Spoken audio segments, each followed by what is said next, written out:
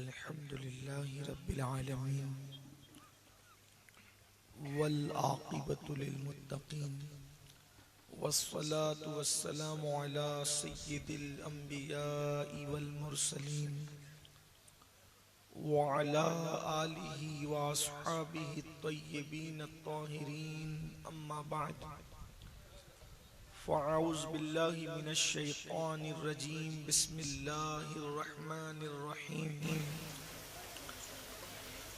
إذ حضر يعقوب الموت إذ قال لبنيه ما تعبدون من بعدي قالوا نعبد إلهك وإله آبائك إبراهيم وإسماعيل وإسحاق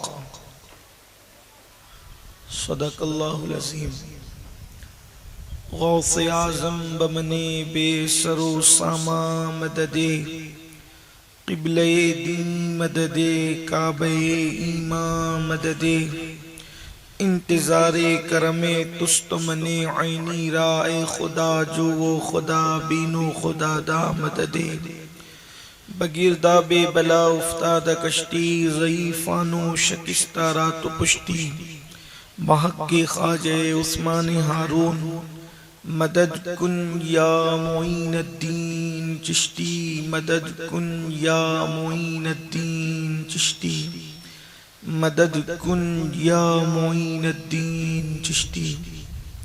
ممبر پر جلوگر برادر ذی وقار حضرت علامہ حافظ امین رضوی صاحب، وہ جمیع ذوی الاحترام ذوی الاحتشام باصفا علماء کرام، حاضرین محفل، پردہ نشین ماؤں اور بہنوں، السلام علیکم ورحمۃ اللہ وبرکاتہ.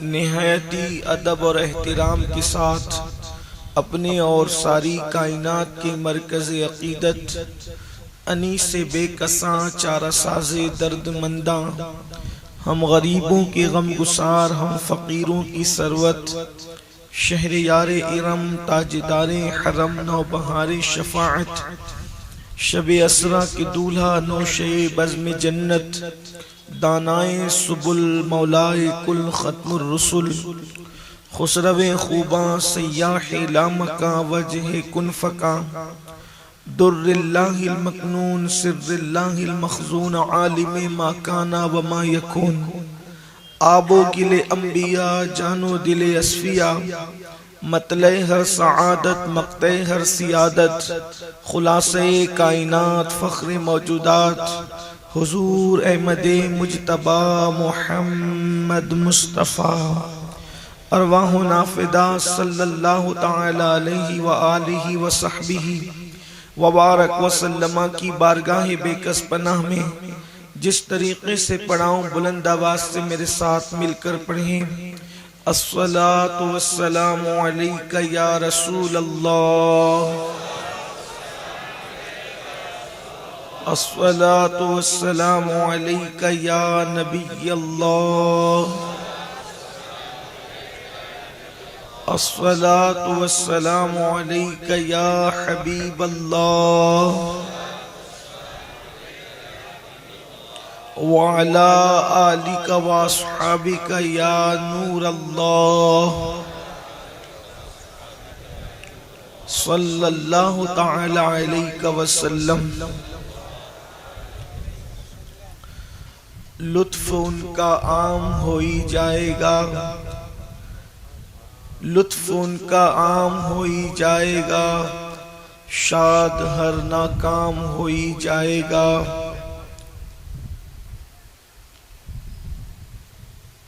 آسیو دامن سخی کا تھام لو، کچھ نہ کچھ اکرام ہوئی جائے گا. بے نشانوں کا نشان مٹتا نہیں، مٹتے مٹتے نام ہوئی جائے گا.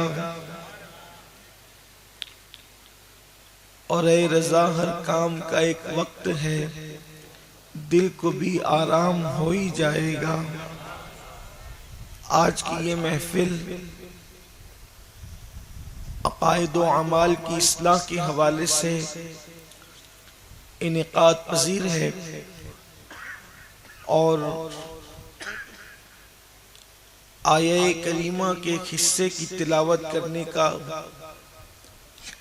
شرف حاصل کیا۔ اس کے متعلق میرا اللہ مجھے حق کہنے اور آپ سب کو حق سن کر اس پر عمل کرنے اور اسے عام کرنے کی توفیق عطا فرمائے۔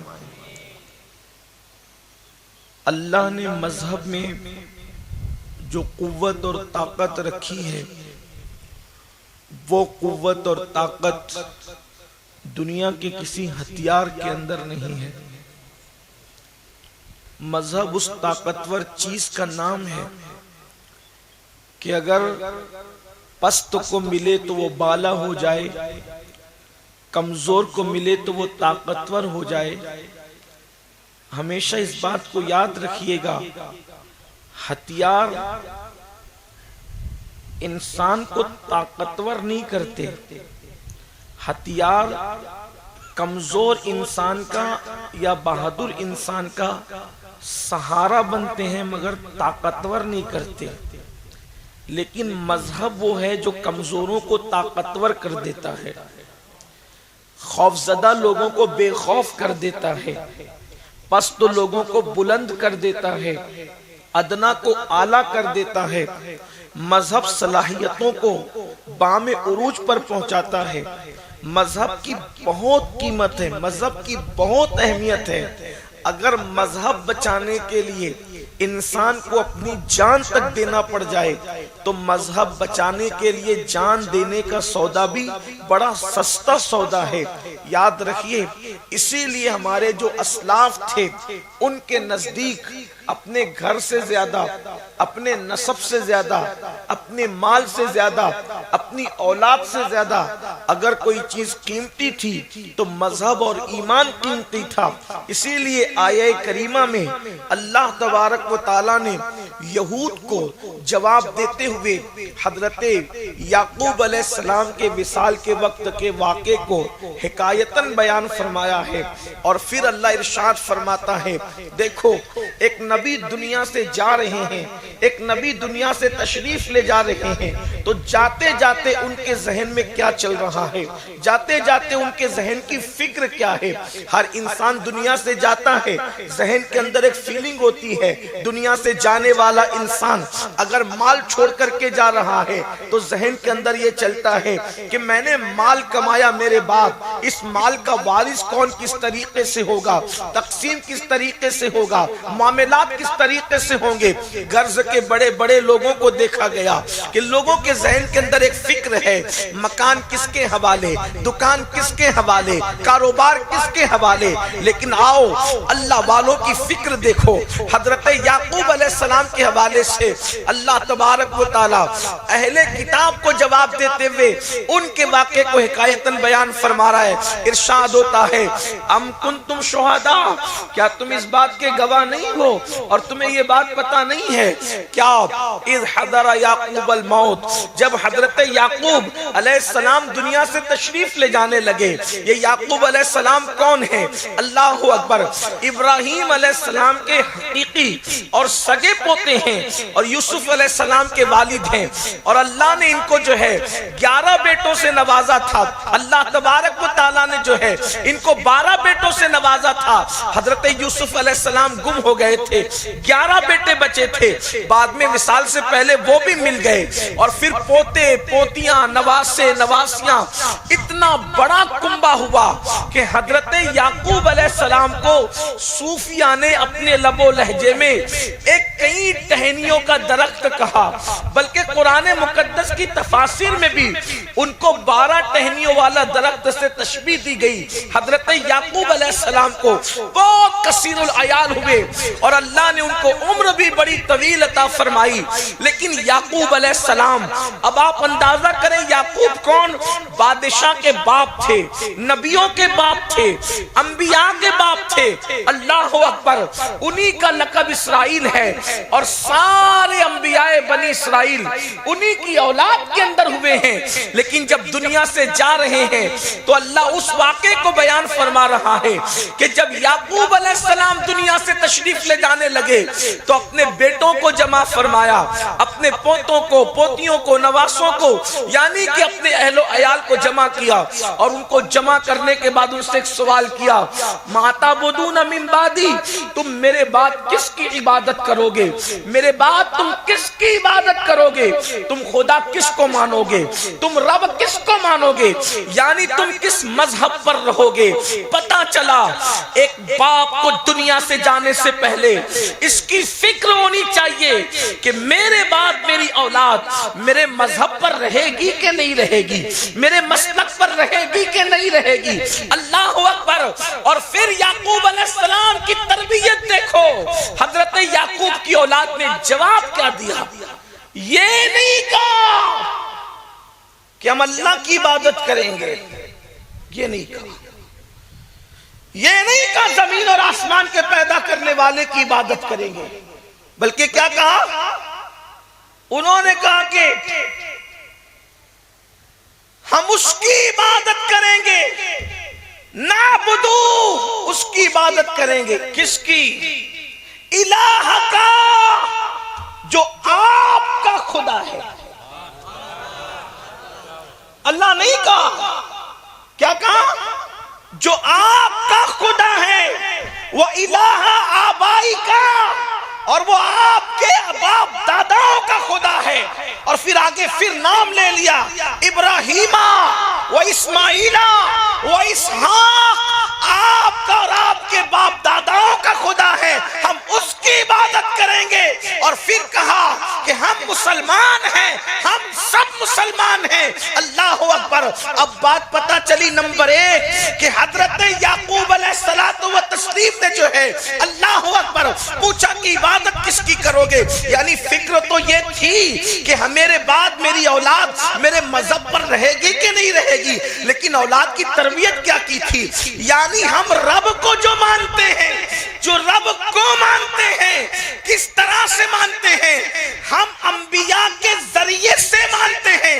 تو سچی توحید یہ ہے، خدا وہ ہے جو آپ کا رب ہے اور آپ کے آبا و اجداد کا رب ہے۔ پتا چلا سچی توحید یہ ہے کہ اللہ کا نعرہ یوں نہ لگایا جائے کہ ہم اللہ والوں کو نہیں مانتے، صرف اللہ کو مانتے ہیں۔ قرآن کی توحید یہ ہے کہ مانیں گے اسی خدا کو، لیکن اس کے نیک بندوں کے ذریعے سے۔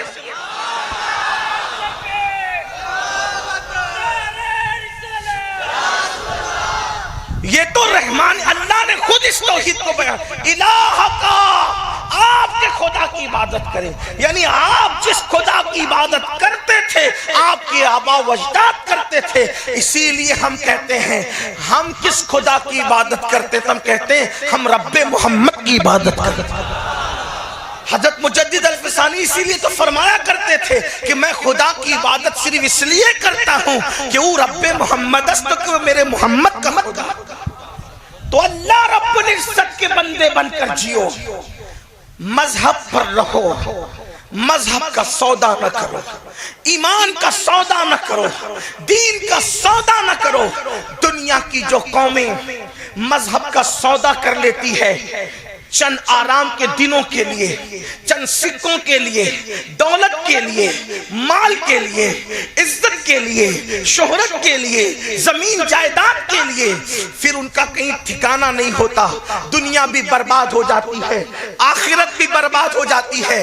اور یاد رکھنا آج کل نوجوانوں کے اندر ایک فکر پنپ رہی ہے۔ کیا فکر پنپ رہی ہے؟ فکر یہ پنپ رہی ہے کہ یار ہم مسلمان ہیں اس لیے ذلت کی نظر سے دیکھے جاتے ہیں۔ میں اپنے جوانوں کی جو کثرت سے، بلکہ 95% اس مجمع کے اندر سب کے سب جوان ہیں، الحمدللہ میں آپ سے گزارش کروں گا سیریلوں کے ذریعے سے، فلموں کے ذریعے سے، کچھ ناقابت اندیش لوگوں کے ذریعے سے جوانوں کے اندر یہ فیلنگ پیدا کی جا رہی ہے۔ لوگ ہمیں نفرت کی نظر سے کیوں دیکھ رہے ہیں؟ کہا کہ ہم مسلمان ہیں اس لیے۔ ہم لوگ ناکام کیوں ہو رہے ہیں؟ مسلمان ہیں اس لیے۔ ہمارے رزلٹ میں مارک کیوں کاٹی جا رہی ہے؟ ہے؟ ہم مسلمان ہیں اس لیے۔ لوگ ہمیں ٹرین کے اندر سیٹ پر جگہ کیوں نہیں دے رہے؟ ہم مسلمان ہیں اس لیے۔ لوگ ہمیں بسوں کے اندر چڑھنے کیوں نہیں دے رہے؟ ہم مسلمان ہیں اس لیے۔ لوگ ہمارے گھروں پہ بلڈوزر کیوں چلا رہے؟ ہم مسلمان ہیں اس لیے۔ اللہ اکبر، ہمارے پاسپورٹ پر ویزے نہیں لگ رہے، ہم مسلمان ہیں اس لیے۔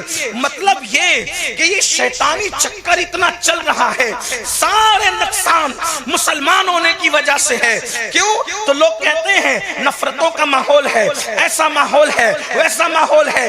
بڑی معذرت کے ساتھ یہ شیطانی وسوسہ ہے تاکہ تم مذہب سے بیزار ہو جاؤ، تاکہ تم مذہب سے دور ہو جاؤ۔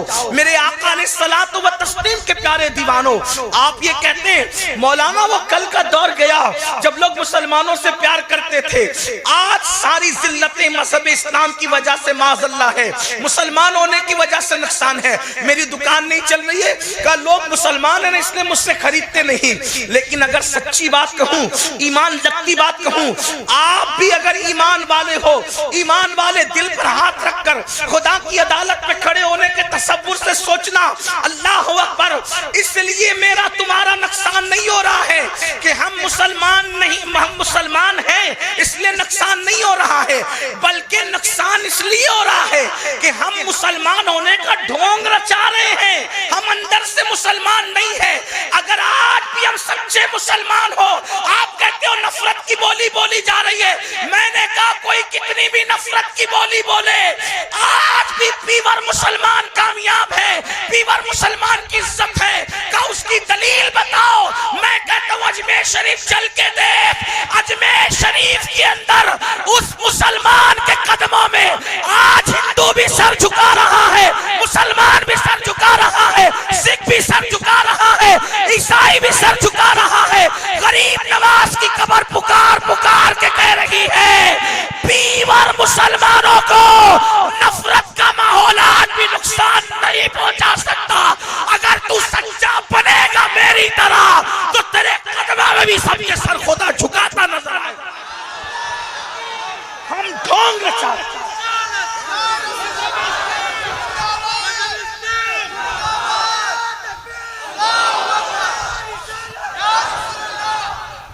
ہم مسلمان ہونے کا ڈھونگ رچا رہے ہیں، اسی لیے قدرت ذلیل کرنے کا۔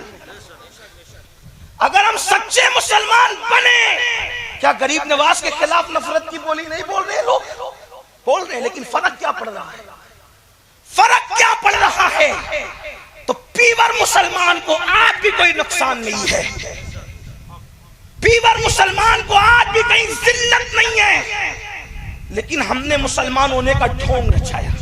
میں بڑی اگر برا لگے الفاظ تلخ ہو تو میں کیوں ڈھونگ رچانا کہہ رہا ہوں؟ ڈھونگ رچانا، ڈھونگی اس کو کہتے ہیں، ہے نہیں اور بنے اس کو کہتے ہیں ڈھونگی۔ جیسے کوئی جوگی ہے نہیں اور بنے تو کہیں گے ڈھونگی، کوئی صوفی ہے نہیں اور بنے تو کہیں گے ڈھونگی، کوئی پیر ہے نہیں بنے تو کہیں گے ڈھونگی، کوئی عالم ہے نہیں بنیں گے تو کہیں گے ڈھونگی۔ تو جو اندر سے مسلمان نہ ہو اور وہ ڈھونگ رچائے، آپ کہیں گے یہ کیا ہوا؟ میں کہا مسلمان کون ہوتا ہے؟ مسلمان کا عقیدہ ہے اللہ دیکھ رہا ہے، مسلمان کا ان اللہ کان علیکم رقیبا، اللہ ہر حالت میں دیکھ رہا ہے۔ اب مجھے بتاؤ، جب ابا دیکھ رہا ہے تو سگریٹ نہیں پیتے، تو اللہ دیکھ رہا ہے تو زنا کرنے کی ہمت لاتے کہاں سے؟ دو ہی نظریات ہو سکتے ہیں، ایک تو اللہ نہیں دیکھ رہا، ایک نظریہ یہ ہو سکتا کہ اللہ نہیں دیکھ، پھر جو چاہو کر لو، اللہ نہیں دیکھ رہا ہے، جو چاہو کر لو، لیکن اس عقیدے کے ساتھ جینا کہ اللہ نہیں دیکھ رہا ہے، یہ تو کفر ہے، کافر ہو گئے، مسلمان نہ رہے۔ اور پھر اللہ دیکھ رہا ہے، پھر زنا کا اڈا، اللہ دیکھ رہا ہے، پھر شراب کا اڈا، اللہ دیکھ رہا ہے، پھر کسی عورت پر پاپ کی نظر، اللہ دیکھ رہا ہے، پھر سود کا دھندا، اللہ دیکھ رہا ہے، کسی مرد پر پاپ کی نظر، کسی لڑکے پر قوم لوط کے عمل کے حوالے سے گندی نگاہ، اللہ دیکھ رہا ہے۔ مسجدوں کا چندہ کھا جانا، اللہ دیکھ رہا ہے، اللہ اکبر، مزارات پر خرافات کرنا اللہ دیکھ رہا ہے، بدعتوں کو رواج دینا اللہ دیکھ رہا ہے، سنتوں کو پیروں تلے کچلنا، مجھے نہیں لگتا کہ کوئی اس تصور سے جیے کہ اللہ دیکھ رہا ہے اور پھر وہ گناہ کرے۔ اگر اللہ دیکھ رہا ہے اس کے بعد بھی وہ گناہ کرتا ہے تو پھر مجھے بتائے کہ پھر مسلمان ہونے کا مطلب کیا ہے؟ مسلمان ہونے کا مطلب کیا ہے؟ جب ابا دیکھ رہا ہے، پیر دیکھ رہا ہے، ارے ابا اور پیر کو تو چھوڑو، اگر پبلک دیکھ رہی ہے، سی سی ٹی وی کیمرے کی زد میں ہے، تو ہم کوئی اونچی حرکت نہیں کرتے، کوئی غلط حرکت نہیں کرتے، اور سارے جرائم کر رہے اور اللہ دیکھ رہا ہے۔ کون سا عقیدہ ہے، کون سا نظریہ ہے؟ پتہ چلا دنیا جو دشمن بنی ہے اس وجہ سے نہیں کہ ہم مسلمان ہیں، ہم مسلمان نہیں رہ گئے اس لیے لوگ ہمارے دشمن بنے ہیں۔ اور یاد رکھنا دشمن بھی قدرت بناتی ہے اور دوست بھی قدرت بناتی ہے۔ ہمارا عقیدہ ہے، ہمارا عقیدہ ہے، ہم کسی کے چمچے نہیں ہیں کہ سیاسی لیڈروں کی آواز میں آواز ملا کر آپ کو تھپکیاں دیں۔ ہم تو جب وقت آتا ہے تو ان کی بھی بخیاں ادھیڑ لیتے ہیں، اور جب آپ سے مخاطب ہوتے ہیں تو پھر آپ سے بھی بات کرتے ہیں۔ ہمیں کسی سے کوئی بات نہیں، لیکن حقیقت یہ دوست اور دشمن اللہ بناتا ہے۔ خیر ہی و شر ہی من اللہ تعالی، ہمارا عقیدہ ہے، شر اور خیر اسی کی طرف سے، حقیقی مؤثر وہی ہے۔ یہ اور بات ہے کہ ادب کے لہجے میں شر کے بارے میں ڈائریکٹ اس کی طرف نسبت نہیں کی جاتی، لیکن عقیدہ یہی ہے کہ مؤثر حقیقی صرف اللہ ہے۔ اس کو غور کرنا، اگر پتا بھی ہلے پتا تو بھی اللہ ہلاتا ہے، یعنی ہوا نہیں ہلاتی۔ توجہ کرنا، یہ اپنا عقیدہ ہے، ہوا نہیں ہلاتی۔ اگر اللہ پتا ہلانا نہ چاہے تو آندھی بھی نہ ہلا سکے، اور اگر وہ ہلانا چاہے تو بغیر ہوا کے بھی وہ پتا ہلتا ہوا نظر آئے۔ یہ عقیدہ ہے۔ اگر مسلمان ہو تو ذرا اس کو بھی سیکھے، ہمیں اس کو سیکھنا چاہیے۔ دوا شفا نہیں دے سکتی، اگر اللہ نہ چاہے تو پھر لقمان حکیم کا دیا ہوا نسخہ بھی آپ کے کوئی کام نہیں آ سکتا۔ تو بہت واضح طور پہ بہت کھلی بات کرتا ہوں، اگر اللہ شفا دینا نہ چاہے تو حکیم لقمان کا نسخہ بھی کام نہ آئے۔ بلکہ اور بڑھ کے بات کہہ دوں، حکیم لقمان کے بارے میں تو اختلاف ہے کہ وہ ہیں کیا، لیکن جس پر پوری امت کا اتفاق ہے کہ وہ نبی بھی ہیں، رسول بھی ہیں، اولو العزم پیغمبروں میں سے حضرت موسیٰ۔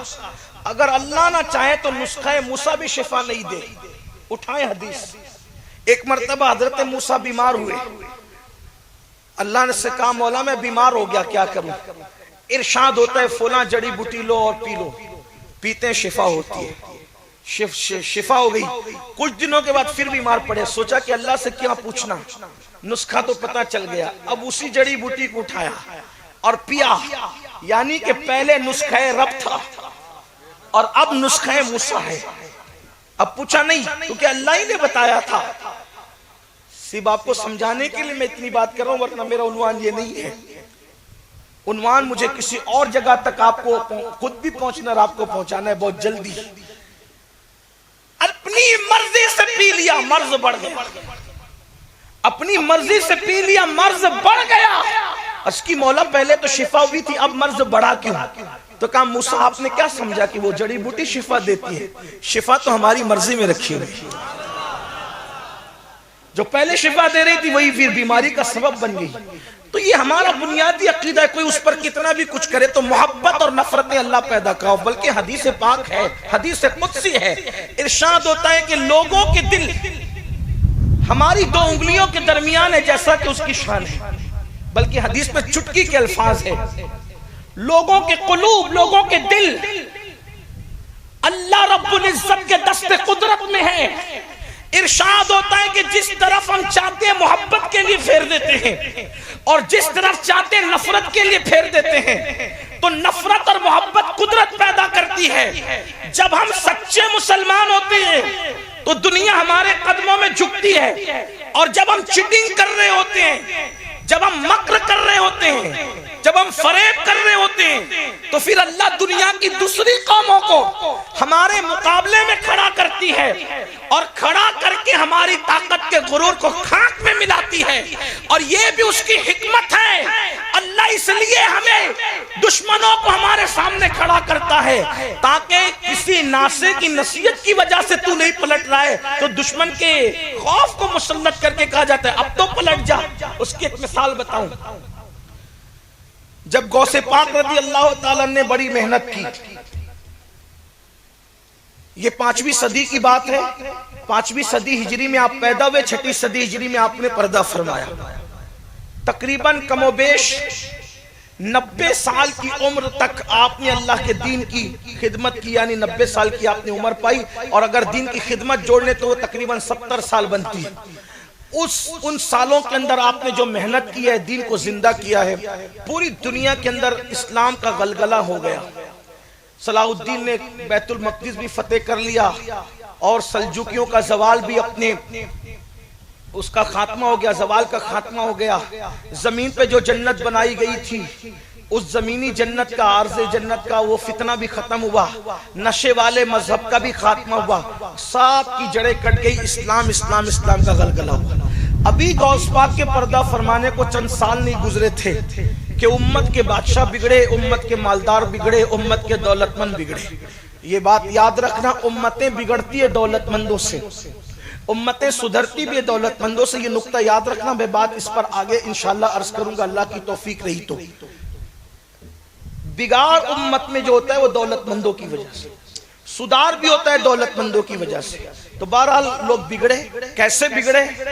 ایک ایک مالدار کے گھر میں، بغداد کے مالدار کے گھر میں 300 عورتیں شراب پلانے والی ہوتی تھی، اور 800 لڑکیاں گانا گانے والی ہوتی تھی، اور یہودی نصرانی مشرکین اپنے گھر میں لالا کر رکھتے تھے اور ان کے ساتھ بدکاری کرتے تھے۔ کوئی کسی کی سن نہیں رہا تھا۔ پھر اللہ نے چنگیز خان اور ہلاکو کو کھڑا کیا۔ اب ہلاکو اور چنگیز جب کھڑے ہوئے تو جب ان کا لشکر چلتا تھا تو وہ لاکھوں میں تھے، کعبے کو ختم کرنے کے لیے وہ اٹھے تھے کہ ہم کعبہ گرا دیں گے۔ دیکھیے، اگر آپ عقل مندی سے آج کی گفتگو سنیں، یہ بات سنیں، تو مجھے ایسا لگتا ہے کہ وہ دور اور یہ دور آپ ملا کر کے دیکھیں گے تو بہت زیادہ فرق آپ کو نظر نہیں آئے گا۔ لاکھوں کی تعداد، وقت کا بادشاہ اپنی فوج کو لے کر کے اسلام مٹانے چلا تھا، اس کو مٹانا تھا اسلام۔ اچھا، وہ چلا تھا اسلام مٹانے، حالانکہ اسلام رہ بھی کتنا گیا تھا یہ بھی آپ سمجھ لیں۔ وہ یہ اپنے ذوم میں سوچ رہا تھا کہ یہ عبد الرحمن، عبد السلام، عبد المصطفیٰ، غلام مصطفیٰ، ان کو ختم کر دوں گا تو اسلام مٹ جائے گا۔ حالانکہ اس دور کے عبد السلام، عبد الرحمن، غلام مصطفیٰ، عبد المصطفیٰ، ہمارے عبد المصطفیٰ اور عبد الرحمن جیسے آج کل لوگوں کے نام ہے، بس ایسے ہی تھے، یعنی نام تو بڑے بڑے تھے، اور اونچی دکان اور پھیکا پکوان، نام بڑے ہیں، مسلمانوں جیسے نام ہے لیکن مسلمانوں جیسے کام نہیں، کوئی کام مسلمان جیسے آج ہم رہ گئے، آپ اور ہم ہیں۔ کتنے مسلمان ہیں جو خوش دلی کے ساتھ، خوش دلی کی بات کر رہا ہوں، خوش دلی کے ساتھ پوری زکوٰۃ رمضان شریف کے اندر وقت سے پہلے نکالتے ہیں؟ کتنے مسلمان ہیں؟ انگلیوں پہ گن لینا، کروڑ پتی لوگ، اربوں پتی لوگ، کوئی نہیں نکالتا، چند ہے انگلیوں پہ جن کو آپ گن سکتے۔ اس کے بعد روزے کتنے لوگ رکھتے ہیں اس کا آپ سروے کرو، نماز کتنے پڑھتے اس کا سروے کرو۔ پھر عورتوں پر نظر ڈالنے سے کتنوں کی آنکھیں بچی ہوئی ہے۔ میں تو یہ کہتا ہوں کسی کو دیکھنے کی اور سروے کرنے کی ضرورت نہیں، اپنے آپ میں ڈوب کے ہم خود سوچیں کہ ہم کیا کرتے ہیں۔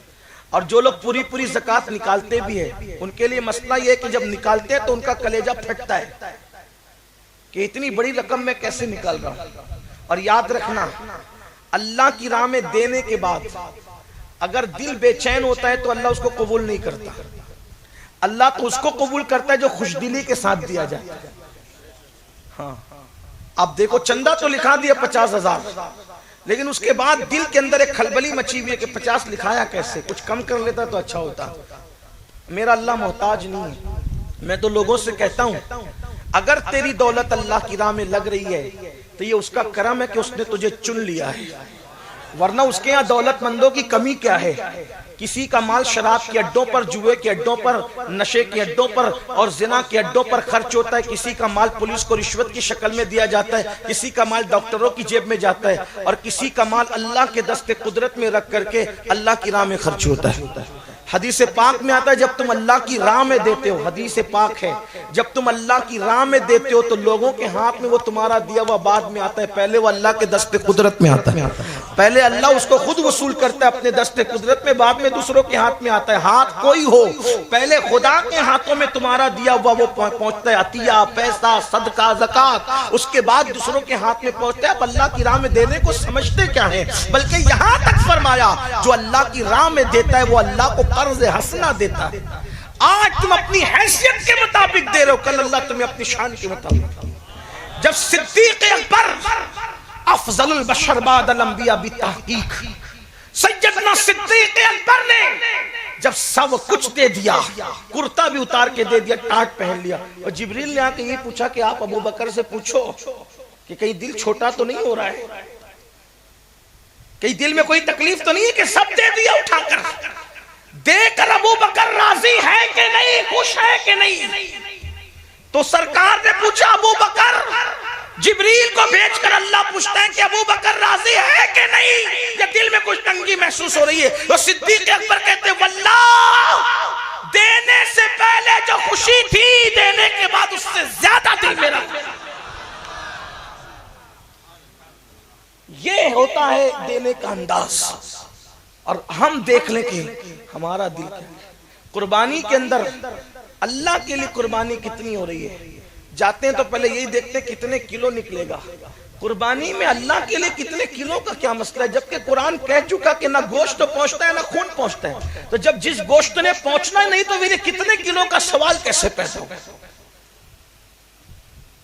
یہ ہنسنے کی نہیں، یہ بالکل سیریس لینے کی بات ہے۔ مطلب یہ ہے کہ ہم کہیں نہ کہیں ڈھونگی بنے ہو۔ ایک مفکر کا جملہ بہت اچھا لگا مجھے، وہ کہتے تھے کہ دنیا میں اس لیے پٹ رہے ہو کہ مسلمان ہو، زمین کے اوپر اس لیے پٹ رہے ہو کہ مسلمان ہو، قبر میں اس لیے پٹو گے کہ مسلمان نہیں تھے، سچے مسلمان نہیں تھے نا قبر میں، یہاں بھی پٹو گے وہاں بھی قدرت پٹوائے گی، یہاں تو دشمنوں سے پٹوائے گی وہاں تو فرشتوں سے پٹائی تو ہونی ہے، کیونکہ ڈھونگ کر رہے ہو، اپنے آپ کو بھی دھوکہ دے رہے ہو۔ کیونکہ جو مسلمان اسلام کا دعویٰ کرے پھر وہ فجر میں سوتا پڑا رہے، میں کچھ نہ کہوں، میری اوقات ہی کچھ نہیں، میں تو اپنے آپ کو واعظ و نصیحت کے قابل سمجھتا نہیں، میں اس لائق ہوں بھی نہیں۔ واعظ و نصیحت کرنے والوں کا منصب بہت بڑا ہے، میں تو واعظ اور ناصحین کے جملوں کو نقل کرتا ہوں، اور مخاطب اپنے آپ سے پہلے ہوں بعد میں آپ سے۔ اللہ کے رسول علیہ السلام فرماتے جو مجھ سے عشق کا دعویٰ کرے، آئیے ذرا حدیث کے کٹھیرے میں اپنے آپ کو کھڑا کر کے دیکھیں، ہم کون ہیں؟ غلامی رسول میں موت بھی قبول کا نعرہ لگانے والوں، لبیک یا رسول اللہ کے نعرے لگانے والوں، مجھے کسی نعرے سے انکار نہیں، جان دے دیں گے، یہ دے دیں گے، وہ دے دیں گے۔ اپنے نبی سے پوچھو، اپنے رسول سے پوچھو، جن کی زبان پر وحی الہی جاری ہو رہی ہے ان سے پوچھو، وہ کہتے ہیں کہ جو مجھ سے عشق کا دعویٰ کرے اور پوری رات سویا رہے وہ جھوٹا ہے، جھوٹا کذاب ہے، وہ جھوٹا ہے، اس لیے کہ میرے عاشق کو تو رات بھر نیند آئی نہیں سکتی۔ وجہ جس کو مال کی محبت ہوتی ہے اس کو مال سونے نہیں دیتا، جس کو آل کی محبت ہوتی ہے اس کو آل کی محبت سونے نہیں دیتی، تو جب مال اور آل کی محبت سونے نہیں دیتی تو رسول اللہ کی محبت کیسے سونے دے رہی ہے؟ حضور فرماتے ہیں جھوٹا ہے وہ جو پوری رات سوتا ہے۔ اب پوری رات سوئے تو سرکار فرمائے جھوٹا ہے، جو صبح کو فجر میں بھی نہ اٹھے اس سے بڑا جھوٹا کون ہوگا؟ اس کا مطلب ایسا تو نہیں کہ کسی ملک کے وزیر اعظم کا ریکارڈ جھوٹ میں ٹوٹ گیا کہ وہ تو سیاست میں جھوٹ بول رہا تھا، کسی ملک کا وزیر اعظم تو سیاست میں جھوٹ بول رہا تھا، اس کے ملک کی آبادی جو ہے وہ 125 کروڑ ہوتی ہے، اور وہ بولتا ہے کہ میں نے جو ہے وہ اتنے 100 کروڑوں کو مدد کر دی، تو وہ تو سیاست میں جھوٹ بول رہا تھا اتنے 100 کروڑ بول کر، تم تو اپنے نبی کے دربار میں کھڑے ہو کر کے جھوٹ بول رہے ہو۔ مجھے تو ایسا لگتا ہے شاید اس کو کہیں نہ کہیں اس کو کہیں نہ کہیں کوئی مارکس مل جانی چاہیے، اس لیے کہ وہ تو اپنی دنیا کی خاطر جھوٹ بول رہے ہیں اور بیوقوف پبلک کے سامنے جھوٹ بول رہے ہیں۔ جو اس رسول کے سامنے جھوٹ بولے جس کی نگاہ سے خدا کی ذات نہ چھپی، ان کی نگاہ سے ہمارے جذبات کیا چھپ سکتے۔ میں کوئی غصے میں آپ سے بات نہیں کر رہا ہوں، لیکن حقائق نہیں ہے۔ اللہ کے رسول فرماتے وہ جھوٹا ہے جو پوری رات سوتا ہے۔ ویسے کرنی سوئے پوری رات کبھی؟ بلال حبشی سوئے پوری رات کبھی؟ آپ میں کچھ لوگ مسکرا بھی رہے ہوں گے دل میں کہ نہیں میں تو جاگتا ہوں سید صاحب، تو جاگ کے آپ گیم کھیلنے کے لیے جاگتے ہیں، تو یہ اس سے تو سو جانا ہی بہتر تھا، یا پھر یوٹیوب دیکھنے کے لیے جاگتے تو اس سے بھی سو جانا بہتر تھا، فیس بک پر چیٹنگ کے لیے جاگتے تو اس سے تو سو جانا بہتر تھا۔ وہاں جاگنا کس لیے ہے کہ یار کے لیے تڑپنا، یار کی محبت سونے نہیں دیتی۔ اور میں تو کہتا ہوں یار کی محبت کیا جگاتی، ہمیں تو یار کبھی یاد بھی نہیں آتا۔ ساری رسمیں ہیں، ساری رسمیں۔ اقبال اسی لیے تو بیچارہ تڑپتا رہا پوری زندگی، اور وہ رسموں ہی پر بات کرتے رہے کہ یہ قوم رسموں میں مبتلا ہو گئی، حقائق سے نکل گئی۔ تو چلیے جلدی عنوان کی طرف آتے ہیں۔ تو عرض یہ کر رہا تھا میرے بھائی، جب قوم ڈھونگی ہو گئی، مسلمانی کا دعویٰ اور اندر سے کچے کہ 300 لڑکیاں شراب پلانے والی، 800 لڑکیاں گانے والی، تو اللہ نے ہلاکو اور چنگیز خان کو کھڑا کیا، اور وہ سوچے تھے کہ ان کو مٹا دیں گے۔ ہم دیکھ رہے ہیں اسلام پھل رہا ہے، پھول رہا ہے۔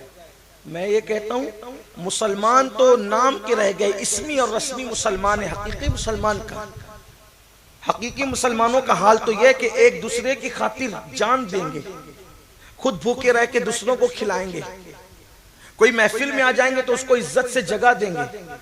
حقیقی مسلمانوں کی فکر یہ ہے کہ جیسے وہ کعبے کی حرمت جانتے ہیں ویسے وہ مومن کی حرمت جانتے ہیں۔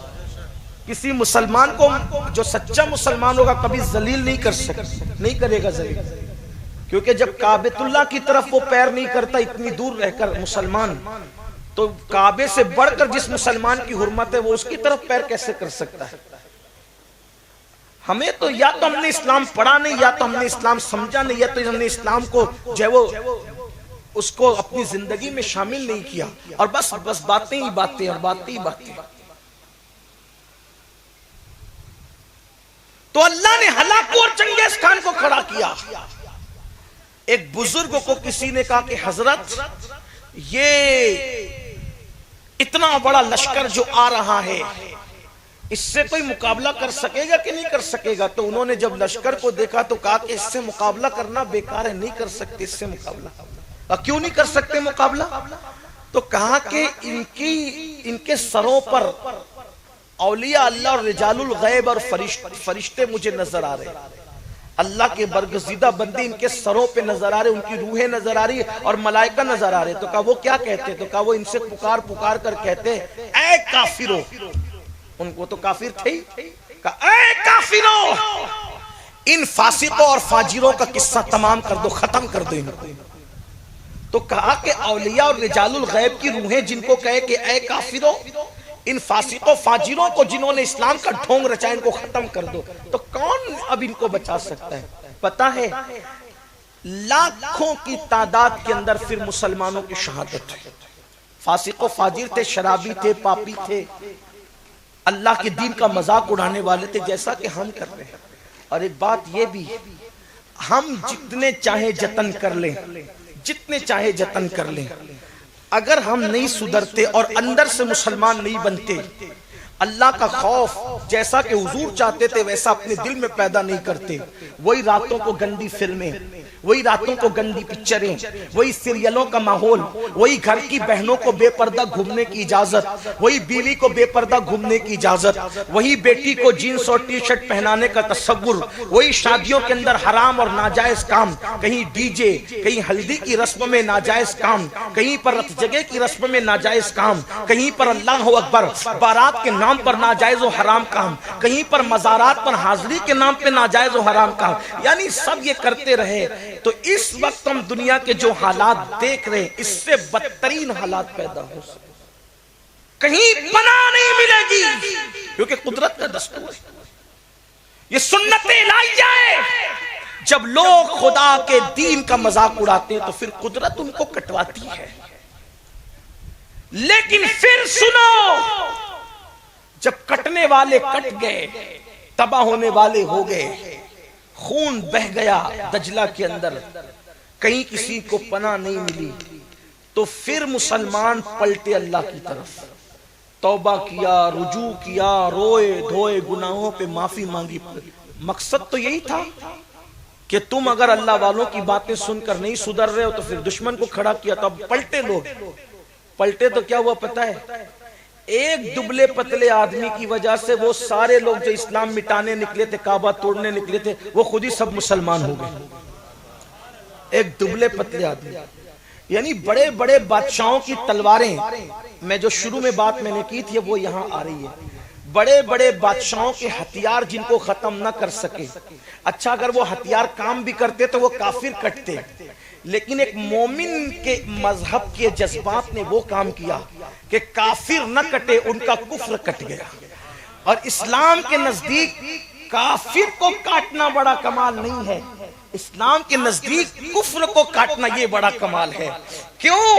اس لیے کہ کافر کٹتا ہے تو اس کا قصہ تمام ہو جاتا ہے، لیکن اگر کسی کا کفر کٹتا ہے تو پھر وہ ایسا مومن بنتا ہے کہ تین بر اعظموں پر اسلام پھیلانے کا اور اسلام کا پرچم لہرانے کا وہ سبب بن جائے۔ اس لیے اسلام کفر کے کاٹنے کی بات کرتا ہے۔ تو دیکھو اب ایک پکا مومن، سرکار غوث پاک کی اولاد میں کا ایک بندہ، اللہ ان کو اشارہ دیتا ہے، غوث پاک ان کو اشارہ دیتے ہیں، اور پھر ان کو یہ حکم ہوتا ہے کہ تگودار خان جو ہلاکو کا بیٹا تھا اس کے پاس جاؤ، اس سے بات کرو، دبلا پتلا صوفی آدمی، غوث پاک کی اولاد میں سے، اور اللہ کی خشیت سے لبریز۔ جیسی تگودار خان کے محل کی طرف آئے، تگودار خان گیا ہوا تھا شکار کھیلنے، کتا لے کے واپس آ رہا تھا، مسلمان کو اپنے دروازے پہ دیکھا تو دروازے پہ دیکھ کر کے مذاق اڑانے کے لیے اپنے لشکریوں کے سامنے کہا، کہو بڈھے تیری داڑھی اچھی ہے کہ میرے کتے کی دم اچھی ہے۔ اب توجہ کرنا، خدا بھیج رہا ہے اشارہ دے کے غیبی اشارے پر، غوثیت ماب روحانی اشارے پر بھیج رہے ہیں اس مسلمان کو۔ میں تو بس یہی کہتا ہوں، جس دن مسلمان بن جائے، انقلاب آنے میں اتنی بھی دیر نہیں ہے جتنی کل کے صبح میں آنے میں دیر ہے انشاءاللہ۔ اقبال نے کہا تھا، یہ صبح جو کبھی فردا ہے کبھی ہے امروز، یہ صبح جو کبھی فردا ہے کبھی ہے امروز، نہیں معلوم کہ ہوتی ہے کہاں سے پیدا، وہ صبح جس سے لرزتا ہے شبستان وجود، ہوتی ہے بندے مومن کی اذان سے پیدا۔ جب کردار اذان دینے لگے تو پھر انقلاب کی صبح طلوع ہونے میں زیادہ ٹائم نہیں لگتا۔ تو کہا بڈھے، کافر تو پھر کافر ہے، اس کا لہجہ ایسے ہی ہوگا، اور پھر وہ بھی ہلاکو چنگیز خان کی اولاد، ہلاکو اور چنگیز خان کی اولاد خان صاحبی تھی نا۔ وہ کہا کہ او بڈھے تیری داڑھی اچھی ہے کہ میرے کتے کی دم اچھی ہے۔ غوث پاک کا لاڈلا تھا، اپنی ذات کے لیے بدلہ لینا یہ تو کتوں کا کام ہے۔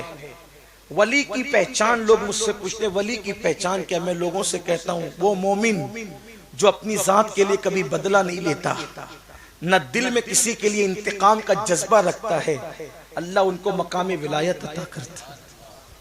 بلکہ اللہ کے رسول فرماتے ہیں کہ لوگ ولی جو ہوتے ہیں نا، ابدال جو ہوتے ہیں، ابدال لوگ، وہ زیادہ کثرت سے عبادت کی بنیاد پہ ابدال نہیں بنتے، وہ بھوکے رہنے کی وجہ سے ابدال بنتے ہیں، راتوں کو جگنے کی وجہ سے ابدال بنتے ہیں، اور سینے کو بے کینہ بنانے کی وجہ سے ابدالیت کا مقام ہوتا ہے۔ ابدال کی پہچان یہ ہے کہ وہ دشمنوں سے ویسے ہی پیار کرتا ہے جیسے وہ اپنے دوستوں سے پیار کرتا ہے۔ یہ ابدال لوگ ہوتے، وہ کبھی کسی کو بددعا نہیں دیتے۔ بہت بڑی بڑی بڑی باتیں ہیں۔ کیا کیا باتیں ذکر کی جائے، اور ہر اسلام کا صفحہ اتنا خوبصورت ہے، اگر اس کو کھول دیا جائے تو لوگ اسلام کے دامن میں پناہ لینے پہ مجبور ہو جائیں۔ تو کہا کہ تیری داڑھی اچھی ہے کہ میرے کتے کی دم اچھی ہے؟ آپ نے جواب دیا تگودار خان، اگر میں نے اپنے اللہ کو راضی کر لیا، جملے پہ توجہ کریں جواب کیا تھا، اگر میں نے اپنے رب کو راضی کر لیا تو میری داڑھی اچھی ہے، اور اگر میں اپنے رب کو راضی نہ کر سکا تو پھر میری داڑھی سے تیرے کتے کی دم اچھی ہے، کیونکہ تیرا کتا تو تیرا فرما بردار ہے، وہ تجھے راضی رکھتا ہے۔ اگر میں اللہ کو راضی نہ رکھ سکا تو مجھ سے بہتر یہ کتا ہی ہے۔ اس مضمون کو بابا بلے شاہ یوں بیان کرتے ہیں، اٹھ بلیا چل یار منا لے ورنہ بازی لے گئے کتے، او بلے شاہ چل اپنے رب کو منا لے ورنہ تو تجھ سے بہتر کتا ہی ہے، کہ کتا ایک روٹی کھا کر اپنے مالک سے مکمل وفا کرتا ہے، اور تو اتنی نعمتیں اٹھا کر اس کا لطف اٹھا کر بھی اپنے مالک سے وفا نہیں کرتا، تو تجھ سے تو پھر بہتر کتا ہی ہے۔ اس ایک جملے میں اتنی تاثیر تھی کہ اگر میں اپنے رب کو راضی کر سکا تو میری داڑھی اچھی، نہ کر سکا تو تیرے کتے کی دم اچھی۔ اتنی تاثیر تھی اس جملے میں۔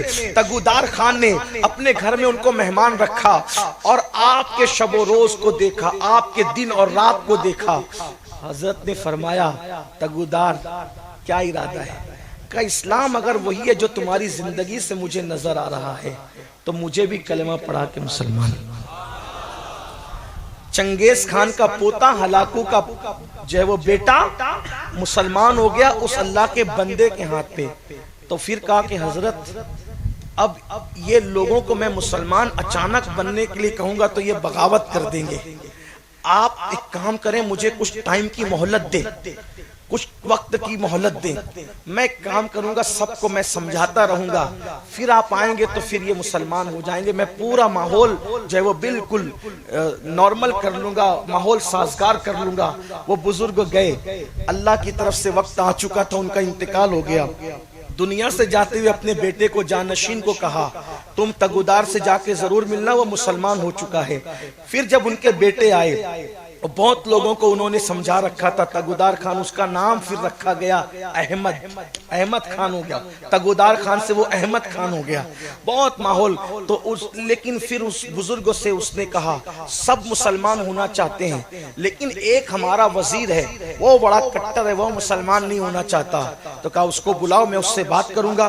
اس کو بلایا تو انہوں نے کہا دیکھیے حضرت ایسا ہے کہ یہ جو ہمارے تگودار خان صاحب ہیں تو یہ ہر چلتے پھرتے کی بات میں آ جاتے ہیں، مجھے ان کا کچھ سمجھ میں نہیں آتا، میں مرد میدان ہوں، میدان کا آدمی ہوں، اگر آپ مقابلہ کریں ہم سے اور مقابلے میں جیت جائیں تب ہم کچھ سوچ سکتے ہیں اسلام قبول کرنے پر۔ اس بزرگ نے فرمایا میں اس کے لیے تیار ہوں۔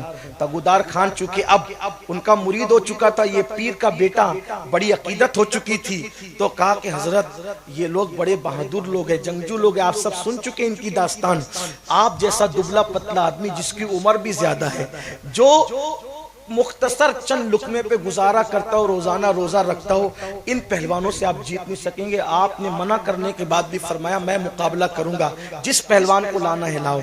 مذہب میں وہ طاقت ہے جو ہتھیار میں طاقت نہیں ہے۔ اس بزرگ نے کہا میں مقابلہ کروں گا۔ ہم سے مذہب کیوں چھینا جا رہا ہے؟ ہم سے ہتھیار نہیں چھینا جا رہا ہے، ہم سے مذہب چھینا جا رہا ہے۔ لوگوں کو پتا ہے کہ تم جو ہتھیار لے کر کے اٹھو گے اس سے بڑا قیمتی ہتھیار لوگ تیار کر سکتے ہیں۔ لوگ مذہب اس لیے چھین رہے کہ جو مذہب کی طاقت تمہارے پاس ہے وہ مذہب کی طاقت اوروں کے پاس نہیں ہے، اس لیے لوگوں کو تکلیف ہمارے مذہب سے ہے، وہ ہمارے بچوں کو اس مذہب پر رہنے نہیں دینا چاہتے، ہماری بیٹیوں کو اس مذہب پر رہنے نہیں دینا چاہتے، اور آپ ہیں کہ نادانی میں سازشوں کو سمجھ نہیں پا رہے۔ پوری دنیا کی ایک سازش ہے، لاکھوں کروڑوں اربوں ڈالر لگائے جا رہے ہیں صرف اس لیے کہ مسلمان نہ رہنے پائے۔ اللہ اکبر۔ اس بزرگ نے کہا میں مقابلہ کروں گا، اور پھر کیا ہوا، اعلانات ہو گئے اور وزیر وہ بیٹا اپنا سب سے جو وہ سخت ترین پہلوان کو بھیجا۔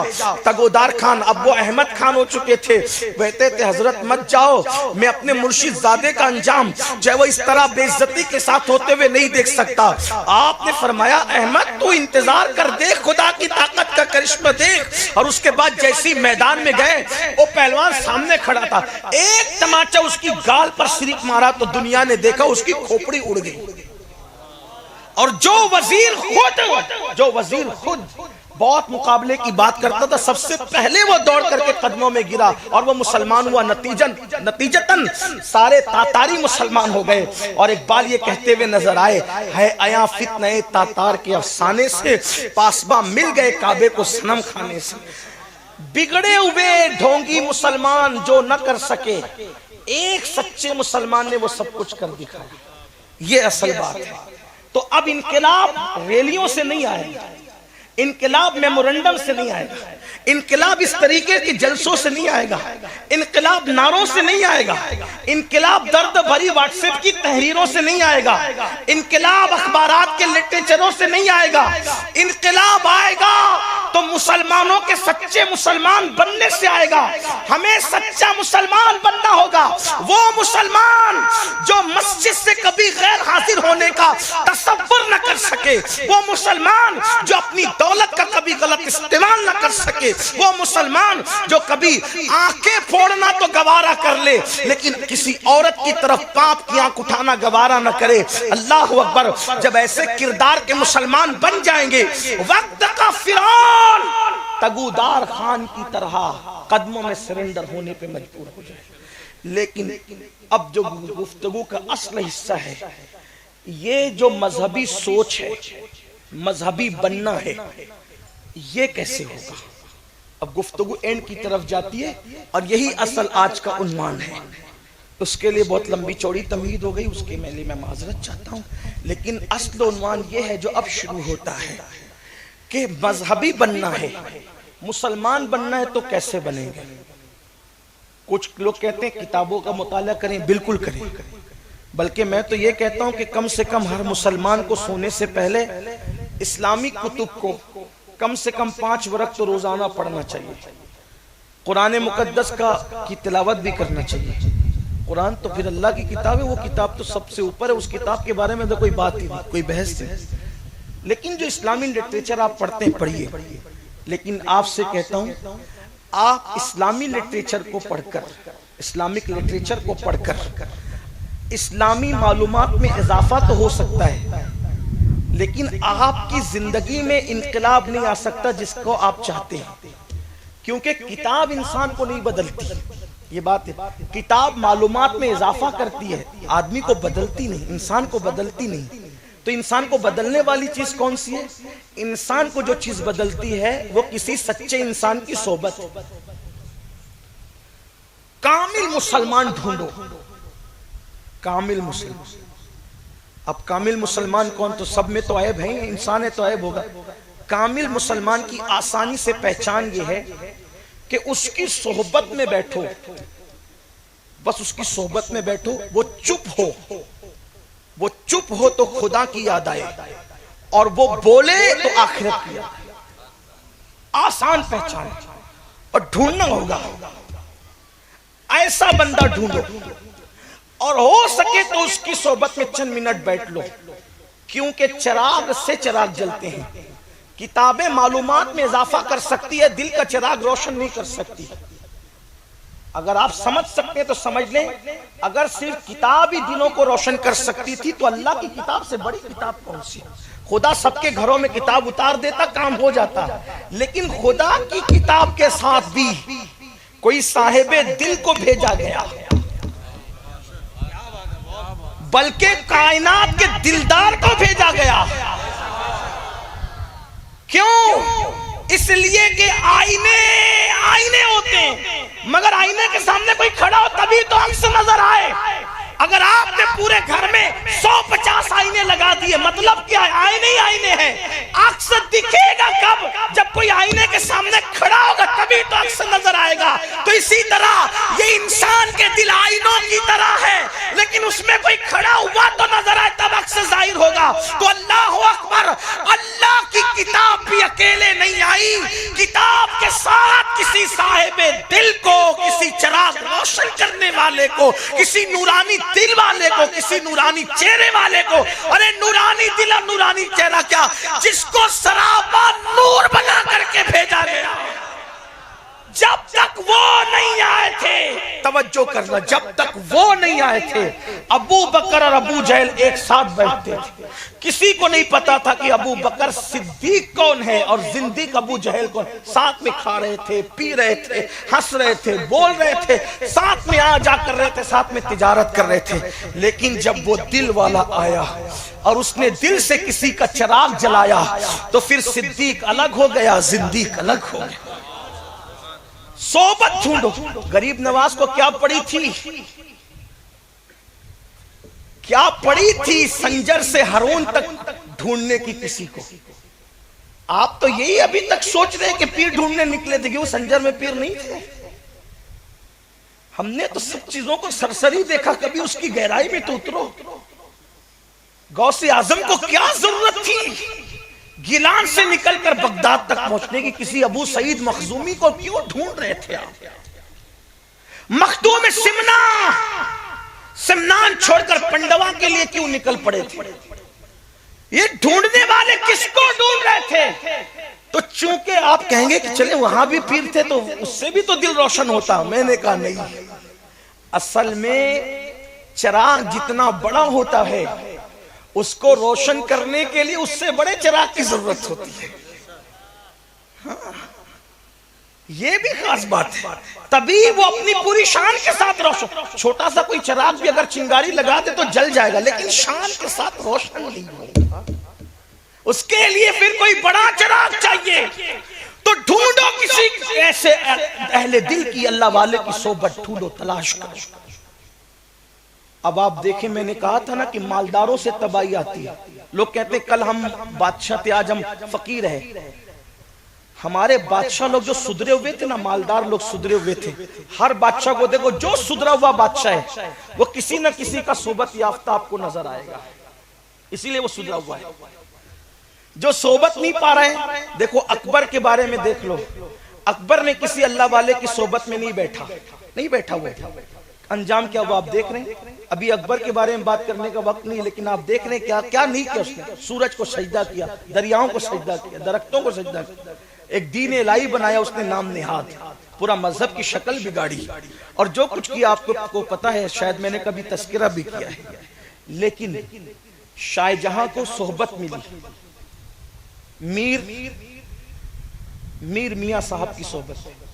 شاہ جہاں خود آ کر بیٹھتا تھا میر میاں صاحب کے قدموں پر، اور بیٹھ کر آج کل تو کیا ہے، پہلی بات تو اللہ والوں کو ڈھونڈتے نہیں، اور کوئی اللہ والا بھولا بھٹکا چلا آئے تو اس کے پاس بیٹھ کے کچھ سننا بھی نہیں چاہتے. سوچتے یہ کیا بولے گا، اس کو کیا بولے گا، کچھ نہیں سننا. بلکہ اللہ والوں سے تو سننے کی بات نہیں. صوفیہ تو یہاں تک فرماتے ہیں اللہ والوں کی پہچان یہ ہے کہ صرف ان کے ساتھ اٹھنے بیٹھنے لگو تو دل بدلنے لگتا ہے، صرف بیٹھو ان کے پاس. لیکن یاد رکھنا، کیم شریف والو بہت بڑے آستانے کے بہت بڑے بزرگوں کے قدموں میں بیٹھے ہو. بہت آسانی سے ایسے لوگ نہیں ملیں گے. میک اپ تو ہے یہ سب، امامے کا میک اپ، چادروں کا میک اپ، خوبصورت ٹوپیوں کا میک اپ، تراش خراش داڑیوں کا میک اپ. لیکن وہ دل والے بس اتنی ہے جتنا آپ انگلیوں پہ گن سکتے ہیں، بہت جلدی سے نہیں ملیں گے. اور ان کی پہچان یہی ہے، وہ جب ملیں گے تو ان کی نظر آپ کے تحفے پہ نہیں ہوگی، نہ آپ کے تحفے پہ ہوگی نہ آپ کے توشے پہ ہوگی. ان کی نظر آپ کے مال پر نہیں ہوگی، اس کی نظر آپ کے حال پہ ہوگی. وہ آپ کی غلط بات کی کبھی تائید نہیں کرے گا، وہ تمہیں ٹوکے گا، اور تمہیں ٹوکنے والا پسند نہیں ہے. تم نے تو اسی کو تلاش کرنا ہے جو آپ کے گھر کی شادی کے اندر ڈی جے بجانے کی اجازت بھی دے اور پھر خود آ کر کے پھر ناچ بھی لے. تمہیں تو وہ چاہیے. برا مت ماننا. ابھی آتے آتے میرے بھائی حافظ عبدالرحیم صاحب فرما رہے تھے، ایک گاؤں شہر کا نام لے کر کے ایک نوجوان تنظیم سے جڑ گیا تو اس نے کہا کہ میں شادی میں ڈی جے نہیں لگاؤں گا. تو اس کا باپ بولتا ہے کہ تو ایسا کرے گا. ہمارے پیر صاحب کی شادی ہوئی تھی تو گھوڑے پہ وہ بیٹھے تھے اور جب بینڈ بج رہا تھا تو مرید لوگ ناچ رہے تھے. تو کیا پیر صاحب غلط تھے؟ یہ مولوی لوگ صحیح ہیں. ہم کسی پیر کے مخالف نہیں. اللہ کی عزت کی قسم بزرگوں کے قدموں میں بیٹھ کے کہتے سچے پیروں کی جوتیاں اٹھانے کو ہم اپنے مقدر کی معراج سمجھتے ہیں. کوئی سچا تو ہو. ہمارے سامنے اگر کوئی ڈھونگ کرے گا تو ہم نے کیسے برداشت کرنا ہے؟ اور لوگ جو ہم لوگوں سے بالخصوص فقیر سے سگے بارگاہ غوثیت سے کچھ چڑ رکھتے ہیں تو کہیں نہ کہیں یہ دکھ ہے لوگوں کو کہ ہم آپ کی خوشی کی نہیں بات کرتے. الحمدللہ میرے رب کا کرم ہے, اس کی توفیق ہے, اس پر کوئی گھمنڈ نہیں ہے. اس کی توفیق سے, اس کے محبوب کے کرم سے اور اس کے محبوب کے محبوب بیٹے سرکار غوثیت مآب کی عنایتوں سے ہم بول آتے ہیں, کسی کی پرواہ نہیں کرتے. تو آپ کو ایسا بندہ چاہیے جو آپ کی ہر غلطی پر آپ کی تائید کرے. اگر آپ سود کا دھندا کرتے ہیں تو وہ توڑ مروڑ کر کے آپ کو حلال کر کے پیش کرے, یعنی سور کو بکرا بنا کر پیش کرے, آپ کو ایسا بندہ چاہیے. شراب کو شربت بنا کر پیش کرے, آپ کو ایسا بندہ چاہیے. پھر دیکھ لو ایمان کا انجام کیا ہے. بیوی کرنے نکلتے ہو تو اتنے نخرے کرتے ہو, یہ پسند نہیں وہ پسند نہیں. جو شریک حیات ہے, جس نے زندگی میں کام آنا ہے, اس کے لیے اتنی احتیاط ہے. جس پیر نے ہاتھ پکڑ کر کے رسول اللہ تک لے جانا ہے آخرت میں, اس کے لیے اتنی بے احتیاطی کہ ناچنے والوں کا بھی ہاتھ پکڑ لیا, دامن پکڑ لیا, گانے والوں کا بھی دامن پکڑ لیا, شریعت کا مذاق اڑانے والوں کا بھی دامن پکڑ لیا. نہیں, شریعت مقدم ہے, حجت ہے سب پر. ہم کبھی شریعت مطہرہ سے قدم باہر نہیں نکال سکتے, اور جو نکالے امام حسین نے مزاج دیا, جو شریعت سے تجاوز کرے گا اگر صحابی رسول کا بیٹا بھی ہوگا تو اس کو قبول نہیں کیا جائے گا, جوتے کی نوک پہ رکھا جائے گا. یہ حسینی فکر ہے. کسی کی زندگی پہ دین نہیں پرکھا جائے گا, دین کی کسوٹی پہ لوگوں کی زندگیاں پرکھی جائے گی. تو بات دور نہ نکلے تو عرض کر رہا تھا, کسی اللہ والوں کی صحبت پکڑ لو, اس سے سنو, نہیں کچھ سنتے اس کے پاس بیٹھو. صحبت زندگی بدلتی. اسی لیے رسول اللہ کے صحابی حاجی بھی تھے, لیکن ہم ان کو حاجی نہیں کہتے. کیوں؟ اس لیے کہ بڑے ٹائٹل کے جب آ جاتا تو چھوٹا ٹائٹل نہیں لگایا جاتا. وہ حاجی بھی تھے. اور آج کل تو لوگ پلین سے حج کرتے, وہ تو پیدل حج کیا کرتے, اور ان کا حج ایسا حج تھا جس حج میں روحانی. لیکن ان کو کسی کو الحاج ابو بکر صدیق نہیں کہتے. صدیق اکبر صرف عالم نہیں تھے بلکہ اعلام امت تھے.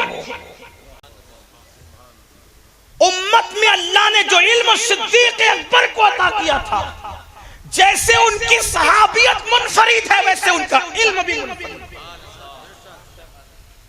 آپ کہیں گے وہ کیوں؟ اب اگر آپ سمجھنا چاہتے ہیں تو عنوان تو یہ نہیں ہے, لیکن آپ سے کہہ دیتا ہوں ان کا علم کیوں سب سے منفرد ہے. تو یاد رکھنا, جو رسول اللہ کی جتنی معرفت رکھتا ہے اس سے بڑا عالم کوئی نہیں ہوتا. عالم انسان معرفت مصطفیٰ کی بنیاد پہ بڑا ہوتا ہے. تو میرے آقا فرماتے سب کا ایمان ایک پلڑے میں رکھا جائے, اور ابو بکر کا ایمان ایک پلڑے میں رکھا جائے تو سب کے ایمان پہ ابو بکر کا ایمان بھاری پڑے گا. تو کیوں؟ کیونکہ جتنا ابو بکر نبی سے قریب تھے اتنا کسی کو قریب ہونے کا شرف نہیں. یہ ہے خصوصیت صدیق. تو ان کا علم سب سے زیادہ تھا, لیکن ہم ان کو علامہ ابو بکر, مفتی ابو بکر, کیوں؟ ہم ان کو کہتے ہیں صحابی رسول. مطلب یہ ہے کہ صحابی سے بڑا کوئی ٹائٹل ہے, اور جب یہ ٹائٹل سب سے بڑا ٹائٹل ہے تو یہ صحابی بنا کس سے؟ صحبت سے. تو رسول اللہ کی صحبت کی جو حیثیت اور جو شان ہے وہ نہ علامہ میں ہے, نہ مفتی میں ہے, نہ نمازی میں ہے, نہ حاجی میں ہے, نہ غازی میں ہے. سب سے بڑی اگر کوئی ڈگری ہے تو وہ صحابیت کی ہے, اور وہ صحبت سے ملی. تو پتا چلا اگر صحبت سے بڑی کوئی چیز ہوتی تو اللہ اپنے محبوب کے اصحاب کو وہ ٹائٹل دیتا, لیکن صحبت سے بڑی کوئی چیز نہیں. بلکہ آپ کو بتاؤں, اللہ والوں کی صحبت میں بیٹھنا, اللہ والوں کی صحبت میں بیٹھنا اللہ تعالیٰ کی ہمنشینی کی طرح ہے. یہ ہمنشینی کہا کہہ رہا ہوں چونکہ ملفوظات میں ہے. اللہ والوں نے اپنے کہا کہ اگر کوئی اللہ کے, حالانکہ اللہ کے ساتھ کوئی کیا بیٹھ سکتا ہے, ہم نشینی کہتے ہیں ساتھ میں بیٹھنے کو. تو اللہ والوں کے ساتھ بیٹھنا گویا کہ اللہ تبارک و تعالیٰ کے ساتھ بیٹھنے کی طرح. جبکہ اللہ تعالیٰ تو اٹھنے بیٹھنے سے پاک ہے، لیکن یہ صرف سمجھانے کے لیے کہ خدا کی ہم نشینی کی، اب اس سے آپ کو صحبت پتہ چلنا چاہیے۔ تو بس جو بات اب اینڈ کی طرف پہنچتی، جتنے سدھرے ہوئے مالدار لوگ، بادشاہ لوگ آپ کو ملیں گے، وہ کسی نہ کسی کا صحبت یافتہ۔ شاہ جہاں کو لے لیں، اب تھوڑا شاہ جہاں کو بیان کر دو، آپ کو پتہ چلے گا۔ میر میاں صاحب کی صحبت یافتہ تھا، ان کی کٹیا میں جا کر کے شاہ جہاں بیٹھتے تھے، سنتے تھے، بیٹھتے تھے، ان کے ملفوظات سنتے تھے۔ لیکن شاہ جہاں جب آئے، کبھی میر میاں صاحب کھڑے نہیں ہوئے۔ کیوں کھڑے نہیں ہوئے پتہ ہے؟ بھائی جو لینے آیا کھڑا اس کو ہونا ہے، دینے والے نے کب کھڑا؟ کبھی کھڑے اپنی چٹائی پر اپنے قد، اور وہ بھی قد۔ اچھا شاہ جہاں ہندوستان کا بادشاہ ہو کر کے میر میاں صاحب کے قدموں میں بیٹھتا تھا۔ آج کل کے مالداروں کو تو قدموں میں بیٹھنا بھی نہیں، اس لیے کہ ان کو دین کی اہمیت ہی نہیں پتا، وہ تو خود اہل دین کو قدموں میں اپنے بٹھانا چاہتے، اس لیے وہ دوسروں قدموں میں بیٹھتے۔ ڈاکٹر اقبال کے بارے میں ہم نے پڑھا کہ ڈاکٹر اقبال کبھی علماء اور سادات کے برابر نہیں بیٹھے۔ پیر سید جماعت علی شاہ صاحب کے قدموں میں ایک مرتبہ اقبال بیٹھے تو کسی نے، انہوں نے خود کہا کہ اقبال برابر میں آ کے بیٹھ جاؤ۔ کہا حضرت آپ سید ہیں، میں آپ کے قدموں میں بیٹھوں گا، آپ کے برابر کیسے بیٹھ سکتا ہوں؟ تو اس وقت اقبال نے ہنس کے کہا حضرت آپ کے قدموں میں رہنے دو، تاکہ کہیں آپ بول سکو کہ اقبال تو میرے قدموں میں رہتا ہے۔ بڑوں کی بڑی بات ہے۔ آج کے مالدار جو بگاڑ پیدا ہو رہا ہے نا، انہوں نے دین سیکھنا نہیں۔ دیکھ لو کلمہ پڑھنا نہیں آتا، نماز نہیں آتی، وضو نہیں آتا، اس طرح یہ جو تصوف کی اور دین کی اور مذہب کی جو بہت دقیق باتیں ہیں، یہ تو بہت دور کی بات ہے۔